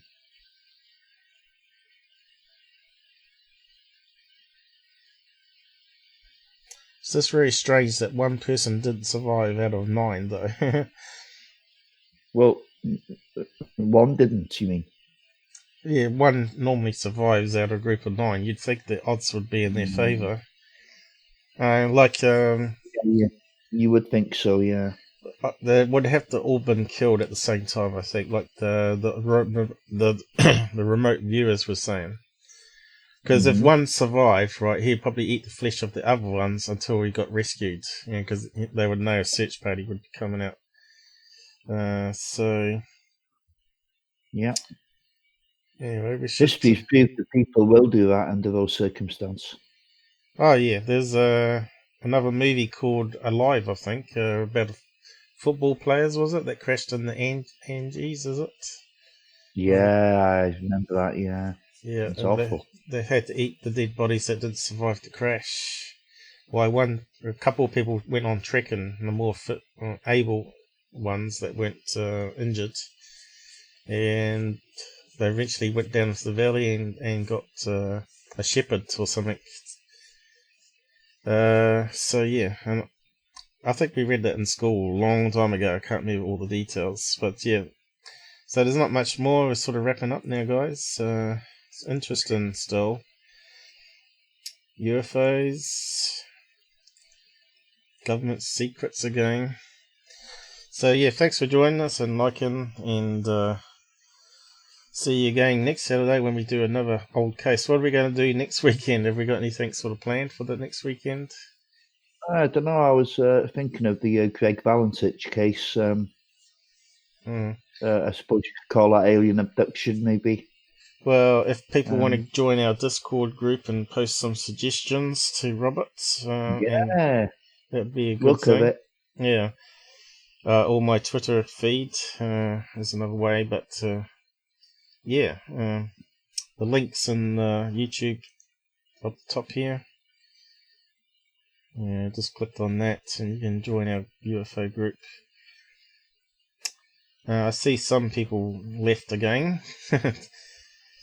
but no, people join and don't sort of get interactive. They sort of join, have a look around, then leave again. So yeah, and we just look at the truth, or we seem to try and follow the evidence what we can, what we know is the evidence out there, because some people repost of copies of other people's information which is not actual factual. It may be only an opinion or something like that, and it sort of gets circulated around for 10, 20 years online. So yeah, I'll be doing another live stream on Monday, Monday morning or afternoon, I mean, which will be California and New York evening to night time, about 6 p.m.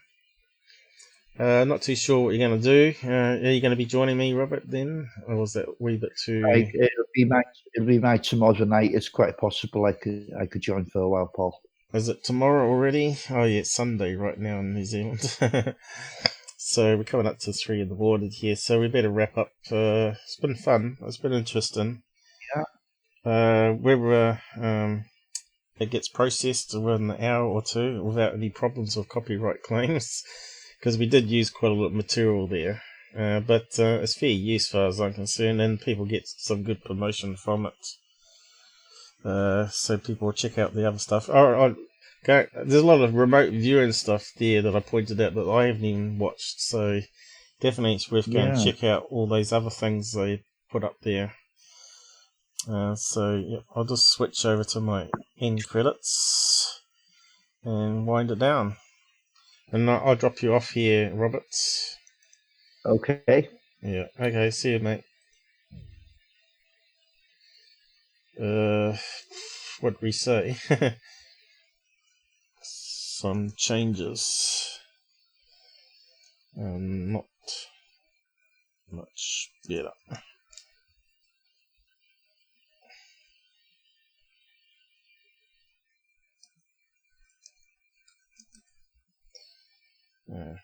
Yeah, that'll do. Not that they probably read it. But that's a free peer-to-peer chat thing that we're using. So I'll say good night. Please like and share.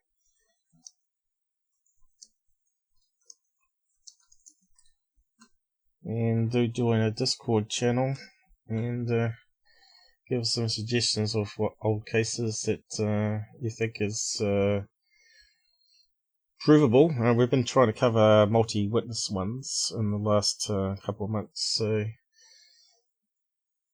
yeah, I'll just end the credits here. Good night, everybody.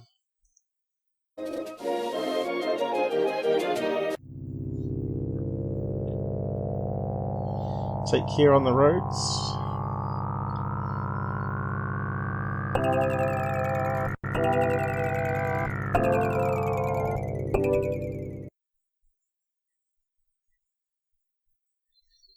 Yeah, good night, Del. Robert. And anyone else I've missed? John. I think he's gone. Renee, I think he fell asleep.